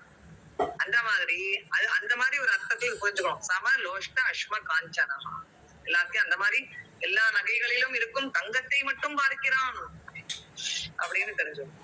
துல்லிய பிரியா பிரியோ, யாரு அவனை ஸ்துதி பண்ணாலும் அது ஒரு இம்பார்ட்டன்ஸ் கொடுக்கறது இல்ல, யாராவது திட்டினாலும் அதை பத்தி கவலைப்படுறது இல்ல. ஏன்னா இது அனாத்மாவை திட்டிட்டு போறது, அதுவும் இருக்க போறது இல்ல. திட்டுறவனும் ஒரு நாளைக்கு இருக்க போறது இல்ல, திட்டு வாங்குறவனும் ஒரு நாளைக்கு இருக்க போறது இல்ல. அந்த திட்டுக்கு ஏன் இவ்வளவு இம்பார்ட்டன்ஸ் கொடுப்போம்? கொஞ்சமாவது யோசிக்க வேண்டாம் இல்லையா? நீயும் பெரிய யோக்கியமா நீ கொஞ்ச நாள் இருக்க போறது இல்ல. இது அப்பப்போ மறந்து போயிடுறோம். அதுதான் பிரச்சனை. உடனே அதை நான் அதுக்கு ஒரு ரியாலிட்டி கொடுத்து என்னோட ஈகோ டிங் டிங் டிங் டிங் டிங் ஏறாரு. அதை ஏறத பார்த்தாலே டிங் டிங் டிங் டிங் டிங்னு அடங்கிடுவார். அதை பார்க்கணும். அதுதான் அறிவு கண்ணால் அதை பார்க்கிறது. தீரஹா, தீரர்களாக ஆகுவதற்கு அப்படின்னு போட்டிருந்தோம் இல்லையா? தீரஹா அப்படின்னாலே என்ன அர்த்தம்? அந்த திருட நிச்சய புத்திகின்னு அர்த்தம். அந்த ஆத்ம நிஷ்டால இருக்கிறவன். ஆத்மா இப்ப நம்ம தெரிஞ்சுட்டு இருக்கோம். இந்த இந்த இந்த சரி, ஆத்மா அனாத்மா, நம்மளுடைய ஹையர் நேச்சர் லோயர் நேச்சர் இதெல்லாம் நிறைய படிச்சுட்டே வரும். இதை நான் இம்ப்ரூவ் பண்ணிக்கிறதுக்கு என்னுடைய மனதுடைய தரத்தை, புத்தியோட தரத்தை நான் இம்ப்ரூவ் பண்ணிக்கணும். எல்லாம் படிக்கிறோம். இப்ப இந்த இந்த இந்த சம்ஸ்காரங்கள்லாம் ஆழ் மனசுல போறதுக்கு பேர் தான் தீரஹா. அவன் தான் தீரன். அது ஆழ் மனசுல போய் அவனுக்கு ஸ்பான்டேனியஸா ஒர்க் பண்றது. அதுக்கு போய் அவன் பேர் தான் தீரன். அந்த மாதிரி தீரர்களாக ஆக வேண்டும். துல்லிய நிந்தா, இதேதான் துல்லிய நிந்தாத்ம மானப்பையோ, அடுத்து மான அபமானம். அதாவது சில பேர் மனசால திட்டுறது, சில பேர் அந்த ஆக்ஷனால பாடி லாங்குவேஜால திட்டுறது, சில பேர் வாயாலே திட்டுவா. அந்த மாதிரி இதெல்லாம் தான் விதவிதமான ஒரு வியாக்கியானம் சொல்றது. நிந்தா பண்ணாலும் சரி, ஸ்துதி பண்ணாலும் சரி, அவனை மரியாதை பண்ணாலும் சரி, அவமானம் பண்ணாலும் சரி, எல்லாத்தையும் அவன் வேடிக்கை பாக்குறான். ஜஸ்ட் எப்படி டிவியில நாம ஒரு மூவிய வேடிக்கை பாக்குறோமோ அப்படி மாதிரி வேடிக்கை பாக்குறோம். ஜஸ்ட் வேடிக்கை பாக்குறோம். மித்ரா அரிபக்ஷயோகோ, ஃப்ரெண்டா இருந்தாலும் சரி, இவனுக்கு யாரும் ஃப்ரெண்டும் கிடையாது, யாரும் எனிமியும் கிடையாது. அவனை ஃப்ரெண்டாவோ எனிமியாவோ பாக்குறவனையும் சேமா பாப்போம். இம்பார்ட்டன்ஸ் கொடுக்க மாட்டான்னு இருக்கும். சர்வாரம்ப பரித்தியாகி குணாதீதா ச உச்சியதே. எல்லாம் சர்வாரம்ப பரித்தியாகனா அவனை ஆக்டிவா எல்லா வேலையும் செய்வாரு. அந்த ஞானியும் எல்லாம் இறங்கி, எல்லா களத்துல இறங்கி எல்லா சமுதாயத்து பணிகள் எல்லாம் பண்ணணுமோ அவருடைய என்ன டியூட்டியோ ஆஸ் அ சன்னியாசி, ஆஸ் அ வாட்டர், இல்லாட்டி அவர் எல்லாத்தையும் வித்ரா பண்ணியே இருக்கலாம், அதோடைய ஆப்ஷன். ஆனா எல்லாரும் சமுதாயத்துல இறங்கி எல்லாருக்கும் ஒரு முன்னோடியா இருக்கணுங்கிறத இப்ப கிருஷ்ண பகவான் எப்படி இருந்தாரு, காமிக்கிறதுக்கு பண்றான். ஆனா நான் பண்றேன்ற எண்ணம் இல்லாம அகர்த்தா அபோக்தா அப்படிங்கிற ஆழமான ஒரு அறிவுல நிஷ்காமமா அந்த கர்மாவை பண்ற பேர் தான் சர்வாரம்ப பரித்தியாகி. அவர் தான் குணாதீதா அப்படின்னு சொல்றாரு. அடுத்தது சோ அதனால இந்த மாதிரி நம்ம குணாதீதனை முடிஞ்சுக்கணும். அவன் தன்னுடைய உடல் மனம் புத்தியையே புறப்பொருளாக பார்க்கிறான். அதனால் அது நான் இல்லை என்கிற அறிவு அவனுக்கு ஆழமாக இருப்பதனால் அதனுடன் ஒட்டுறது இல்லை. அதோட நாம ஒட்டிக்கிறதுனால சம்சாரம், அவன் ஒட்டாம பிரிச்சு பார்க்கறதுனால அவன் ஞானி, அவருக்கு மோட்சம். அந்த மோட்சம் ஏன் நமக்கு வராது? நாம ஒட்டின்றோம். அப்ப கொஞ்சம் கொஞ்சமா பிரிச்சு பார்த்தா கடைசியில அத வெங்காயத்தை உரிக்கிற கதை தான். வெங்காயத்தை உரிக்க என்னன்னா உள்ள ஒண்ணும் இல்லைன்னு அந்த மாதிரி அப்படி தெரிஞ்சுக்கணும். அது மாதிரி இந்த கிருஷ்ணர் முதல்ல லட்சணங்களை சொன்னார். 3 குணங்களுடைய லட்சணம் டெஃபினிஷன் அதெல்லாம் படிச்சோம், போன கிளாஸ்லயே படிச்சோம். 3 குணங்கள் எப்படி இந்த ஜீவனை பந்தப்படுத்துறது அப்படின்னு பார்த்தோம். அதனுடைய லிங்கம் இண்டிகேஷன் என்ன, எந்த குணம் நம்மளுக்கு டாமினண்டா இருக்கு அப்படிங்கறத நம்மளுடைய செய்கையை பார்த்து நம்ம கணிச்சுக்கணும். அடுத்தது அந்த குணங்களுடைய கதி என்ன, அதெல்லாம் போன கிளாஸ்ல பார்த்தது. போஸ்ட் டெத் டிராவல் இல்லையா, அதெல்லாம் பார்த்தோம். அடுத்தது ஒரு குணம் நம்மளுக்கு என்னென்ன கொடுக்கறதுங்கிறதையும் பார்த்துட்டோம். இந்த குணாதீத லட்சணத்தையும் பகவான் சொல்றார். அது முழுக்க நம்ம ஏற்கனவே இந்த 12th சாப்டர்ல படிச்சதுதான். 12th சாப்டர்ல படிச்சதையே யதார்த்தமா அவன் இத ரொம்ப முயற்சி செய்து இதை சம்பாதிச்சிருக்கான். திடீர்னு அவன் குணாதீதெல்லாம் ஆள, அதுக்கு எவ்வளவு ஜென்மத்துக்கு பிரயத்தனம் போட்டிருக்கான். ரொம்ப சின்சியரா இனிமேந்து எனக்கு எந்த உடம்பும் கிடைக்க கூடாது, போரும் உடம்புன்னு ஒண்ணு கிடைச்சாலே பிரச்சனை தான். இந்த துக்கம் இல்லாம இந்த 3 பேஸ்கெட், இந்த உலகத்துல 3 தோஷங்கள், துக்க மிஸ்ரத்துவம், பந்தகத்துவம், அதிருப்திகரத்துவம், இந்த 3த்துக்குள்ளதான் வாழ வேண்டியிருக்கு. அதனால போரும்பா, அடிப்பட்டதெல்லாம் போரும் அப்படின்னு சொல்லி அதுல இருந்து நம்மள இமோஷனலா இண்டிபெண்டன்ட் ஆயிடுறோம். அனபேக்ஷகான்னு ஒரு வார்த்தை நம்ம அங்க படிச்சோம். அனபேக்ஷகான ஏதாவது பிசிக்கல் டிபெண்டன்சி இருக்கும். நமக்கு வயசாயிடுச்சு அப்படின்னா நம்ம டாக்டர் ஆக்சிடென்ட் போனோம்னா பிள்ளையோ பொண்ணோ யாராவது வரணும், இல்ல யாராவது அதுக்குன்னு ஒரு ஆளாவது வைக்கிறான், அவன் நம்மள ஆக்ஷன் போக வேண்டியிருக்கு, ஒரு வீல் சேர்ல ஆக்ஷன் போக வேண்டியிருக்கு. It's okay, physical dependency we cannot avoid, but mental emotional dependency we can avoid. Emotion வரல அப்படின்னா இட்ஸ் ஓகே, வந்தா ஓகே, எனக்கு கவனிச்சுக்க யாருமே இல்லையே புலம்பப்படாது. அதுதான் கீதை படிக்கிறது. எனக்கு கவனிச்சு என்ன பண்ண போறோம் இப்போ? உடம்பு, அதனாலதான் உடம்பு நல்லா இருக்கும்போது இதெல்லாம் படிச்சு வச்சுக்கணும். அதனால அதுக்கப்புறம் இவன் கவனிச்சா என்ன, கவனிக்கல என்ன, இந்த உடம்பு வந்தா என்ன, இருந்தா என்ன, போனா என்ன, இந்த உடம்பு இருக்கும்போது நான் இதை யூஸ் பண்ணிட்டேன். நான் கீதை 18 சாப்டரையும் படிச்சதை நான் நல்லா உள் வாங்கிட்டு இருக்கேன். அதை நான் உடம்பு முடியாத போதோ படுத்துட்டு இருக்கும் போதோ என்னவோ என்னோட பிராரப்தம் என்னவோ, அப்ப நான் இதை அசை போடுறேன். அதை நான் இன்னும் கொஞ்சம் ஆழ் மனசுல எடுத்துன்னு போறேன். ஏன்னா இந்த உடம்பு இந்த கொஞ்ச நாள்ல போறது இண்டிகேஷன்ஸ் எல்லாம் கொடுக்க ஆரம்பிச்சிருக்கு. ஒன்னும் அவுட் ஆயிட்டு இருக்கு. ஒரு நாளைக்கு இது இல்ல, இது உள்ள இருந்து கிளம்பணும், நாக்கு செற்று விக்குள் வேலை வருமுன் அப்படிங்கிறாரு. அதனால நம்ம இதுல இருந்து உடனே ஓடி பறந்தானோம், இந்த கூட விட்டு நான் பறந்தானோம். அப்ப அதுக்குள்ளேயும் நான் இதெல்லாம் படிச்சதெல்லாம் நான் உள்ள கொண்டு வந்துக்கிறேன் அப்படின்னு சொல்லி இந்த எல்லாம் உதாசீனா இருக்கான். அதனால அந்த முதல்ல வேர்ல்டு டிபெண்டா இருக்கான். வேர்ல்டு டிபெண்டன்ஸ்ல இருந்து காட் டிபெண்டன்ஸ். ஈஸ்வரன் ஒருத்தர் இருக்கார், பகவானுக்கு எல்லாம் பண்ணணும், தர்மானுஷ்டானம் பண்றான். அதுக்கப்புறமா செல்ஃப் டிபெண்டன்ஸ். இதான் ஆன்மீக பயணம். வேர்ல்டு டிபெண்டன்ஸ்ல இருந்து ஈஸ்வர காட் டிபெண்டன்ஸ்ல இருந்து self dependence will give independent. You will become independent, you will become liberated. பந்தகம்லாம் இல்லைன்னு தெரியும், ரெண்டுமே உண்மை இல்லைன்னு தெரியும். அதுல ரொம்ப அட்வான்ஸ் ஸ்டேஜ், அதை பார்க்கலாம். சோ அதனால இந்த 3 குணங்களும் எப்படி நம்மள பந்தப்படுத்துறது இதெல்லாம் நம்ம பார்த்தோம். இத ரொம்ப அருமையா ராமகிருஷ்ண பரமஹம்சர் இந்த ராமகிருஷ்ண பரமஹம்சர் ரொம்ப அருமையா இது ஒரு கதை வடிவமா சொல்லுவார். நம்மளுக்கு மத்ததெல்லாம் புரியலன்னா எப்படி கதை புரிஞ்சே ஆகும். அதனால அந்த கதையை மட்டும் சொல்லிட்டு ஒரு தடவை ஃபுல்லா இந்த 14 சாப்டர் எல்லாரும் 2 ஸ்லோகம் படிங்கோ, கிளாஸ முடிச்சுக்கோ. அதாவது ஒரு அடர்ந்த காடு இருக்கு. கதை சொல்றேன், எல்லாரும் வாங்கோ வாங்கோ வாங்கோ வாங்கோ, எல்லாரும் உட்காருங்கோ. அந்த இடத்துல அவங்க வீட்டுல குழந்தைகள் இருந்ததுன்னா, பேரம்பேத்திகள்லாம் இருந்தா கூட உட்கார சொல்லுங்க. இன்ட்ரெஸ்டிங் கதை, சின்ன கதை தான், 5 நிமிஷத்துல முடிஞ்சிடும். ஒரு பயங்கரமான அடர்ந்த காடு, சரியா? அந்த அடர்ந்த காடு சில பேர் தெரிஞ்சிருக்கலாம். ராமகிருஷ்ண பரமஹம்சருடைய படிக்கிற வளர்ல தெரியும், நிறைய பேருக்கு தெரியாம இருக்கும். அதனால நான் கொஞ்சம் பகிர்ந்துக்க விரும்புறேன். அந்த அடர்ந்த காடுல ஒருத்தன் தனத்தெல்லாம் எடுத்துட்டு போறான், நிறைய செல்வங்கள்லாம் கேரி பண்ணிட்டு போறான். அந்த காலத்துல எல்லாம் காடு வழியாதான் ஒரு ஊரை விட்டு ஒரு ஊரு போவான். இப்ப காடையே காணும், ஏன்னா காடையே அழிச்சுட்டு நம்ம அது மலையெல்லாம் ரோடெல்லாம் பண்ணிட்டோம். அதனால அதெல்லாம் கிடையாது. சோ அதனால அவன் இப்படி போயிட்டு இருக்கும் போது 3 திருடர்கள் வராளாம். 3 திருடர்கள் வந்த உடனே, உங்ககிட்ட என்ன இருக்கு, எடுங்கிறான். உடனே அப்படியே பயந்து போயிடுறான். சிச்சோ என்ன உடனே பண்ற எல்லாம் அவன்கிட்ட இருந்து இருக்கிறதெல்லாம் சுருட்டிக்கிறான். அவன் 3 பேரும் சுருட்டிக்கிறான். வழிபோக்க வழிப்பறி கொள்ளைக்காரர்கள், பரிபந்தினவுன்னு ஒரு வார்த்தை படிச்சோம் 3வது சாப்டர்ல, ஞாபகம் இருக்கா பாருங்க. அதை நான் அப்பவே எக்ஸ்பிளைன் பண்ணினேன். பரிபந்தினவ் வழிப்பறி கொள்ளைக்காரர்கள். சோ இந்த 3 பேர் வந்திருக்கான். இந்த 3 பேர் என்ன பண்ணா, அவன்கிட்ட இருக்கிற தனத்தை எடுத்துட்டா. என்ன பண்றா, கோபப்படாதோ. ஒருத்தன் சொல்றான், வேண்டாம் இவனை இனிமேல் இவன் இருந்து என்ன பிரயோஜனம், அதனால இவனை வந்து போட்டு தள்ளிடலாமா அப்படிங்கிறான் ஒருத்தன். இவன் போட்டு தள்ளிட்டு போயிடலாமே, அப்புறம் இவன் போய் எங்கேயாவது இவனால ஏதாவது ப்ராப்ளம் வந்து நான் இன்னொருத்தன் சொல்றான், அதெல்லாம் ஒண்ணும் இல்லை, இவன் என்ன பண்ண போறான், இவன் சாதாரண ஆசாமி, இவன் என்ன நம்மளுக்கு ப்ராப்ளம் கொடுக்க முடியும், இந்த காட்டுல யாரும் பார்க்கல, அதனால யாரும் சாட்சி கிடையாது, ஒண்ணும் கிடையாது, இவனால ஒண்ணும் பண்ண முடியாது, வேணா சரி இவனை வந்து கட்டி போட்டுடலாம், இவனை வந்து ஒரு மரத்தோட கை கால்லாம் போட்டு இறுக்கி கட்டிட்டு போயிடலாம், அவன் தப்பிச்சுட்டு போறானோ இல்ல ஏதாவது மிருகம் வந்து சாப்பிட்டா சாப்பிட்டு போட்டோம், நம்மளுக்கு என்ன அப்படின்னு ரெண்டாவது ஆளு சொல்றான். அப்படியா சரின்னு சொல்லி அவன் 3 பேர் என்ன பண்றா, அவன் 2 பேரும் சேர்ந்து இவனை போட்டு கட்டி விடுறான். இல்ல மூணாவது காரன் ஒண்ணும் பண்ணல பாத்துக்கோங்க, அவன் கட்டி போட்டுறான், கை கால்லாம் ஒரு மரத்தோட போட்டு கட்டி போட்டுட்டு போயிடுறான். கொஞ்சம் தூரம் போன உடனே இந்த மூணாவது ஆள் ஒருத்தன் ஒண்ணுமே பண்ணாம இருந்தானே, அவன் கொஞ்சம் திரும்பி வரான். அவன் திரும்பி வந்துட்டு என்ன பண்றான், எப்பா பாவம் உனக்கு ரொம்ப வலிக்கிறதா, சரி நான் வந்து உனக்கு பண்றேன், உன்னை அவுத்து விட்டுறேன், அவுத்து விட்டுட்டு உன்னை கொஞ்சம் தூரம் அழிச்சுட்டு போறேன், அங்கே இருந்து நீ அழிச்சுட்டு போறேன்னு சொல்லி அழிச்சுட்டு போறான். அவன் மேல கொஞ்சம் இறக்கப்பட்டு வாப்பான்னு சொல்லி அவனை கொஞ்சம் அழிச்சுட்டு போய் ரொம்ப தூரம் அழிச்சுட்டு போறான், வேற ஒரு டைரக்ஷன்ல. அவன் அந்த 2 பேர் எங்க போனாலும் அது இல்லாம வேற டைரக்ஷன்ல அழிச்சுட்டு போறான்.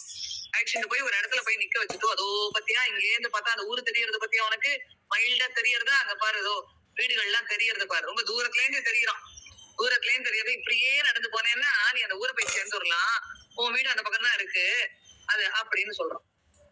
அப்ப இவன் சொல்றான், ஐயோ பாவம் அந்த 3 பேர்லயும் ஒருத்தன் நல்லவனா இருக்கானே, சரி நீ எங்க வீட்டுக்கு வாங்கல, வந்து சாப்பிட்டு போலாம், இது நல்லவனா இருந்த ஏதோ லைட் ஏதோ உயிரோடாவது விட்டானே அப்படின்னு சொல்லி எந்த சொல்றான்.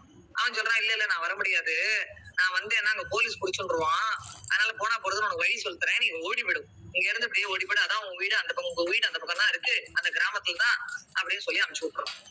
அப்படி சொல்லி இவன் போயிடுறான். இந்த கதையை சொல்றாரு ராமகிருஷ்ண பரமஹம்சர். சொல்லிட்டு சொல்றாரு, இந்த உலகம் தான்ப்பா அந்த காடு. வெறும் கதையை சொன்னா கதையை புரிஞ்சா போறாது, உள்ள தாற்பயம் புரியணும் இல்லையா. இந்த உலகம்ங்கிறது அந்த காடு, அடர்ந்த காடு, வழியே தெரியாது. இப்ப அவன் வழி காமிச்சாதான் அந்த வீட்டுக்கு அவன் போக முடியும், இல்லாட்டி அவன் போறதுக்குள்ள ஏதோ ஒரு அனிமல் அவனை கடிச்சு சாப்பிட்டுரும். அப்படி ஒரு அடர்ந்த இருண்ட காடு. ஏன்னா அவ அங்கேயே ரவுண்ட் பண்ணிட்டு இருக்கிறதுனால அவளுக்கு அந்த இடங்கள்லாம் என்ன நல்லா தெரியும், அத்துப்படி அங்கேயேதான் வாழ்ந்துட்டு இருக்கான் அந்த ஏரியாக்குள்ளேயே. அதனால அவன் இந்த பக்கம் கிழக்கு பக்கம் போனா இது, இந்த பக்கம் போனா இது, இந்த பக்கம் போனா யாரோ வரான்னு தெரியும், எல்லாம் அந்த காடை பத்தி ஒரு அத்துப்படி அவனுக்கு தெரியும். அவனா கொண்டு விட்டாதான் இவன் வந்து வீட்டுக்கு போக முடியும். அப்ப இந்த அடர்ந்த காடுல இந்த ஜீவன் பிரயாணிக்கிறது, அடர்ந்த காடான இந்த உலகத்துல இந்த ஜீவனான இந்த ஜீவாத்மா பிரயாணம் செய்கிறது. அதுடைய தனம் என்ன, அதனுடைய தனம் என்ன, அந்த ஜீவாத்மாவுடைய தனம் என்ன அப்படின்னா நம்மளுடைய ஹையர் நேச்சர், மெய்ப்பொருள். அதுதான் ஆத்ம ஞானம்ங்கிறது தான் அந்த ஹையர் நேச்சரை பறிக்கிறதுக்கு, அதை மறைக்கிறதுக்கு, பறிக்கிறதுக்கு இந்த முக்குணங்களான சத்துவ ரஜஸ் தமஸ் அப்படிங்கிற திருடர்கள் வந்து அதை நம்மள்ட்ட இருந்து புரிங்கிக்கிறா. அதை வந்து நான் ரீச் ஆல்ரெடி என்கிட்ட இருக்கு, அதுவும் எனக்கு தெரியல, அது அஜ்ஞானத்தினாலதான் நான் இப்ப ஜீவனா வந்து பிரயாணம் பண்ணிட்டு இருக்கேன். அது என்கிட்ட ஏற்கனவே இருக்குன்னு எனக்கு தெரியாது. சாஸ்திரம் மூலியமா குருநாதர் சொல்றாரு, உங்ககிட்ட 2 அம்சம் இருக்கப்பா, ஒண்ணு மாறிண்டே இருக்கக்கூடிய வஸ்து, ஒண்ணு மாறாத வஸ்து உங்ககிட்டயே ஒண்ணு இருக்கு, அது பாரு, நீ பார்க்க மாட்டேங்கிறிய, நீ டிவில இருக்கிற சீரியல் எல்லாம் பாக்குறே தவிர டிவி எதனால ஒர்க் ஆகுது அந்த ஸ்கிரீனை பார்க்க மாட்டேங்கிறிய அப்படிங்கிற மாதிரிதான். எக்ஸாம்பிள் சொல்றேன், அதுக்கு நீங்க டிவியும் பார்க்க வேண்டாம், ஸ்கிரீனையும் பார்க்க வேண்டாம், அது வேற விஷயம். அதனால அப்புறம் என்ன சொல்றது, இந்த ஞானம் தான் ஆத்ம ஞானம்ங்கிறது அவங்க கிட்ட இருக்கிற தனம். இந்த தமோ குணம் ரஜோ குணம், தமோ குணம் என்ன பண்றது, அவனை தூக்கிடலாங்கிறது. ரஜோ குணம் என்ன பண்றது, ஆக்ஷன் இல்ல, அது என்ன பண்ணும், ஆக்டிவிட்டி ஓரியன்ட், என்ன பண்ணும், கட்டிட்டு போயிடலாம். கட்டிட்டு போயிட்டா அவன் ஒண்ணும் பண்ண முடியாது. ஏன்னா அனிமல் வந்து சாப்பிட்டு போட்டோமே, நம்ம எது கொல்லணும், திருடுறதோட நிறுத்திப்போம் அப்படின்னு ஓரளவு தமோ குணத்தை விட இல்லாம கொஞ்சம் கம்மியா அது ஆக்ஷன் பண்ணி கட்டி போடுது உலக பந்தங்களை. அததான் கட்டி போடுது, உலக பந்தங்களால இந்த ரஜோ குணம் நம்மள கட்டி போடுறது. இந்த ஜீவனை அப்படியே உருவகப்படுத்தின்னு வரணும். நம்ம இந்த ஜீவன்னா யாரு, வேற ஆள் இல்ல, நான் தான். என்ன கட்டி போடுறது, என்ன கட்டி போடுறது. அதுக்கப்புறம் என்ன ஆகுது, அந்த சத்துவ குணத்துல நாம சரணடையும் போது, சத்துவ குணம்ங்கிறது இந்த அறிவை இப்ப உட்கார்ந்து படிக்கிறோமே, இந்த சத்துவ குணம் இதுல நம்பிக்கை வச்சு படிக்கிறோமே, இந்த சத்துவ குணம் தான் எனக்கு பிரடாமினண்டா லைஃப் முழுக்க இருக்கணும். ஆனா இந்த சத்துவ குணமும் என்ன பந்தப்படுத்தும்.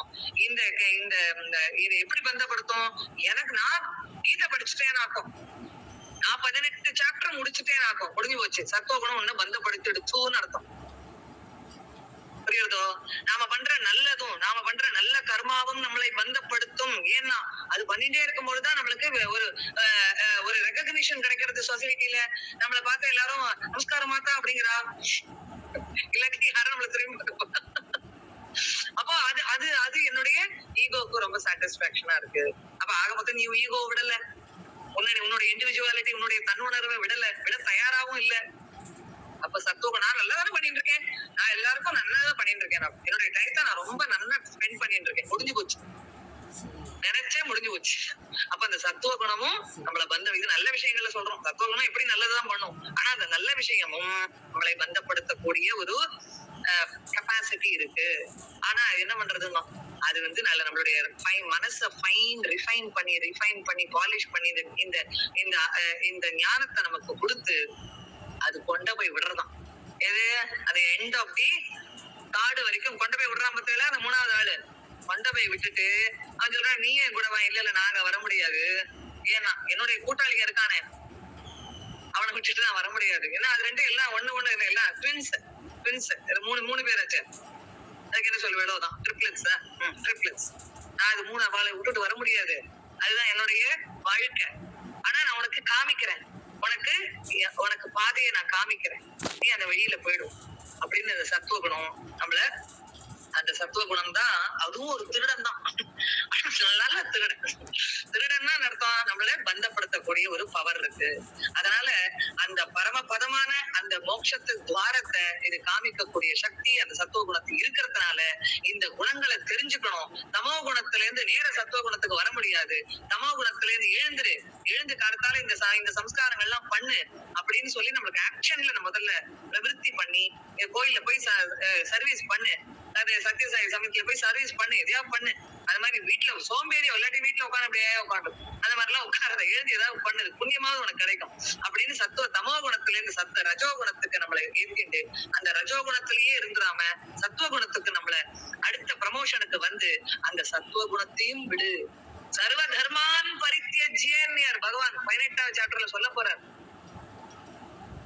எவனுக்கு பரித்யஜ்ய, எவன் ஃபாலோ பண்ணானா தானே அவனுக்கு பரித்யஜ்ய இல்லையா? யார் ஃபாலோ பண்றாளோ அவளதான் இது விடுன்னு சொல்ல முடியும். நான் ஃபாலோ பண்ணவே ஆரம்பிக்கலன்றவன போய் அப்ப எப்படி விடுன்னு சொல்லிட்டாரு 18th சாப்டர்ல. அது எதுக்கு பண்ணுவானே அப்படின்னு அனர்த்தம் பண்ணிக்கிறதுக்கு வாய்ப்புகள் எல்லாம் நிறைய இருக்கு. ஜாகிரதையா புரிஞ்சுக்கணும். எல்லாம் ஒரு கத்தி மேல நடக்கிற மாதிரிதான் சாஸ்திரத்தை படிக்கிறது எல்லாம். அதனால அது பார்ப்பா, அதான்ப்பா உன் வீடு, அதுதான் உன்னுடைய நிலையான வீடு பேரு, அதுதான் மோட்சம், அதுதான் அங்கேதான் நீ வந்த, தெரியாம வந்துட்ட. நான் இந்த குணங்கள் நினைச்சுட்டு தெரியாம இங்க மாட்டின்ட்டு அந்த காட்டுல, அது தெரிஞ்சுக்கோ, அதுதான் பாரு, அதுதான் வீடு, அங்க போனி அப்படின்னு சொல்லி இந்த குரு சாஸ்திரம் மூலமா நம்மளுக்கு இங்க இந்த சத்துவகுணம் அனுப்புறது. அப்படியே அதுவும் மறைஞ்சு போகும், அதுவும் இல்லாம போடும். இல்லாம போறதுனா இந்த ஞானியை பொறுத்த வரைக்கும் இந்த 3 குணங்களையும் உபயோகப்படுத்திக்கிறான். ஆனா அந்த 3 குணங்கள் நான் இல்ல. எப்படி நான் அந்த மொபைலை உபயோகப்படுத்திக்கிறேன், இந்த கீதா கிளாஸ அட்டெண்ட் பண்றேன், ஆனா அந்த மொபைலே நானா அது புரியுறது. ஆனா அந்த உடம்பு மனசுன்னு வரும்போதுதான் புரிய மாட்டேங்கிறது. அப்படின்னா 13வது சாப்டர் 20 குவாலிட்டிஸ நாம விருத்தி பண்ணிக்கணும்னு அர்த்தம்.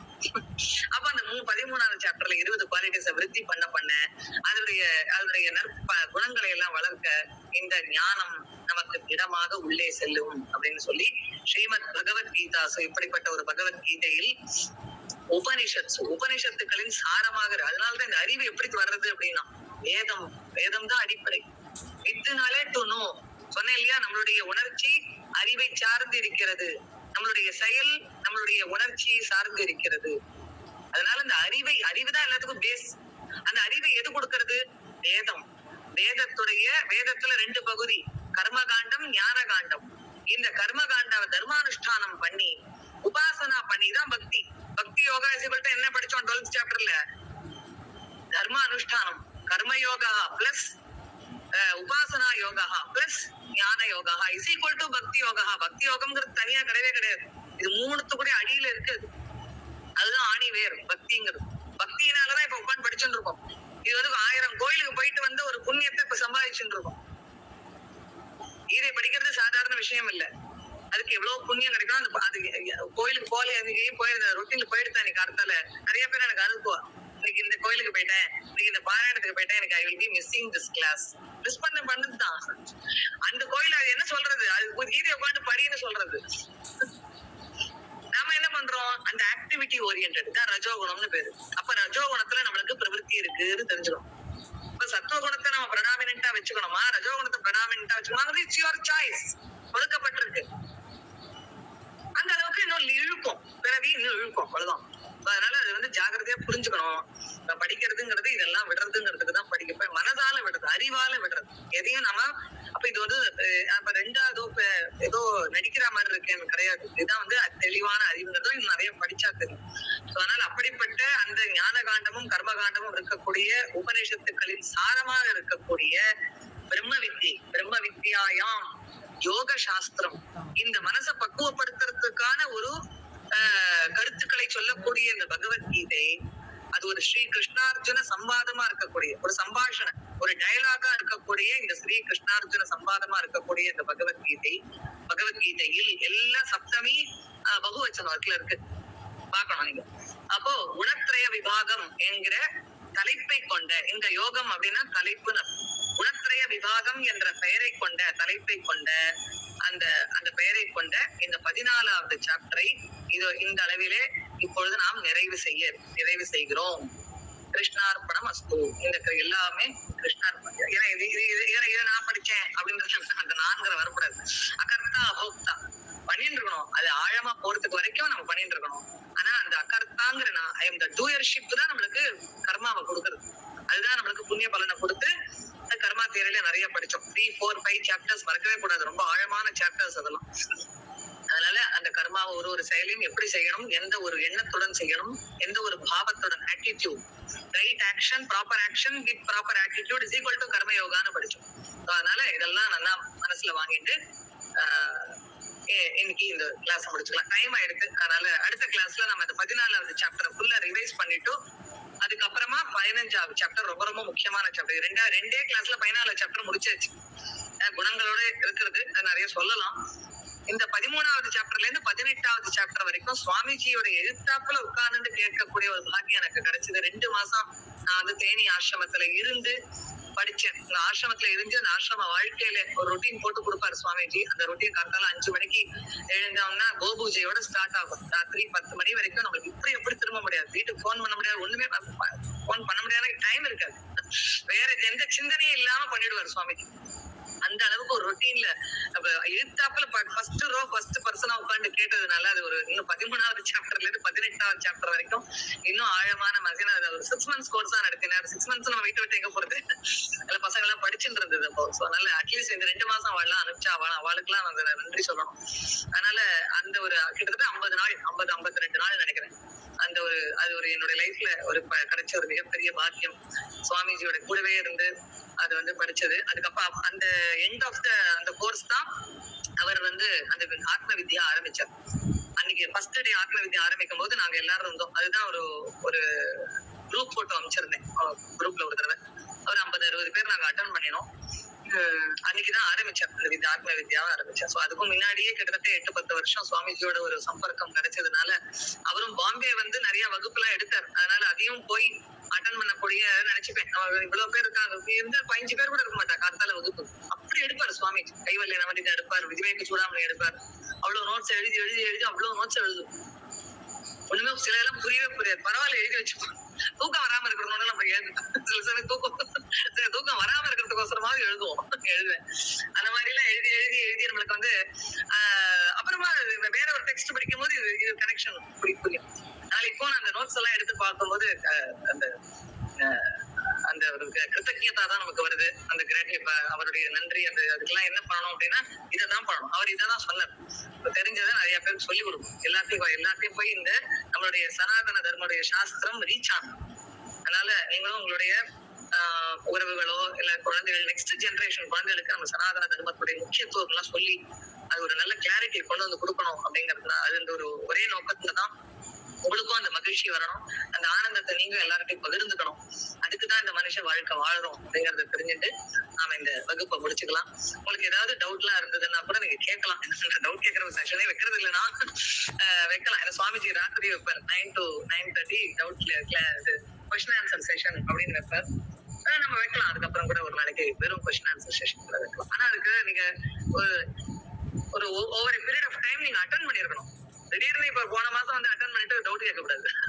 ஏன்னா நிறைய சிரவணம் பண்ணிருக்கணும். நிறைய வந்து செகண்ட் சாப்டர்ல இருந்து நம்ம விளக்கிட்டு வரோம். அதெல்லாம் ஓரளவு கேட்டு கேட்டு கேட்டு அதுல ஏதாவது டவுட் இருந்ததுன்னா நீங்க கேட்கலாம். ஜஸ்ட் லைக் தட் ஒரு டைம் பாஸ்லாம் டவுட் கேட்க கூடாது. சின்சியரா படிக்கிற ஸ்டூடெண்ட்ஸ்க்கு நான் சொல்றேன், அவளுக்கு டவுட் அடுத்த ஜென்ரலா அடுத்த கிளாஸ்ல அது நிவர்த்தி ஆயிடும். அந்த டவுட்ஸ் ஏதாவது டவுட் இருந்தா நீங்க கேட்கலாம், வரலாம் அப்படின்னு சொல்லி வகுப்பை நிறைவேற்றிக்கிறோம். அடுத்த கிளாஸ்ல நம்ம 9:15 to 9:30 இந்த 14வது சாப்டரையே நாம படிப்போம். எல்லாரும் ஆளுக்கு 2 ஸ்லோகம். அது யாரு முதல்ல கை தூக்குறாளோ அவளுக்கு கொடுக்கப்படும். அவ்வளவு சரியா? ஓகே. அறிவிலே தெளிவு, நெஞ்சிலே உறுதி, அகத்திலே அன்பெனோர் வெள்ளம், பொறிகளின் மீது தனி அரசாணை, பொழுதலாம் எனது பேரருளின் நெறியிலே நாட்டம், கர்மயோகத்தில் நிலைத்திடல் என்றிவை அருளாய், குறிகுணம் ஏதும் இலதாய் அனைத்தாய் குலவிடு தனிப்பரம் பொருளே, மூர்த்தி எல்லாம் வாழி எங்கள் மோன குருவாழி, அருள் வார்த்தை என்றும் வாழி, அன்பரு வாழி பராபரமே. ஓம் சாந்தி சாந்தி சாந்தி. ஹரி ஓம். ஆதி குருநாத சுவாமி கி ஜெய். ಧನ್ಯವಾದ ಮಾತಾ.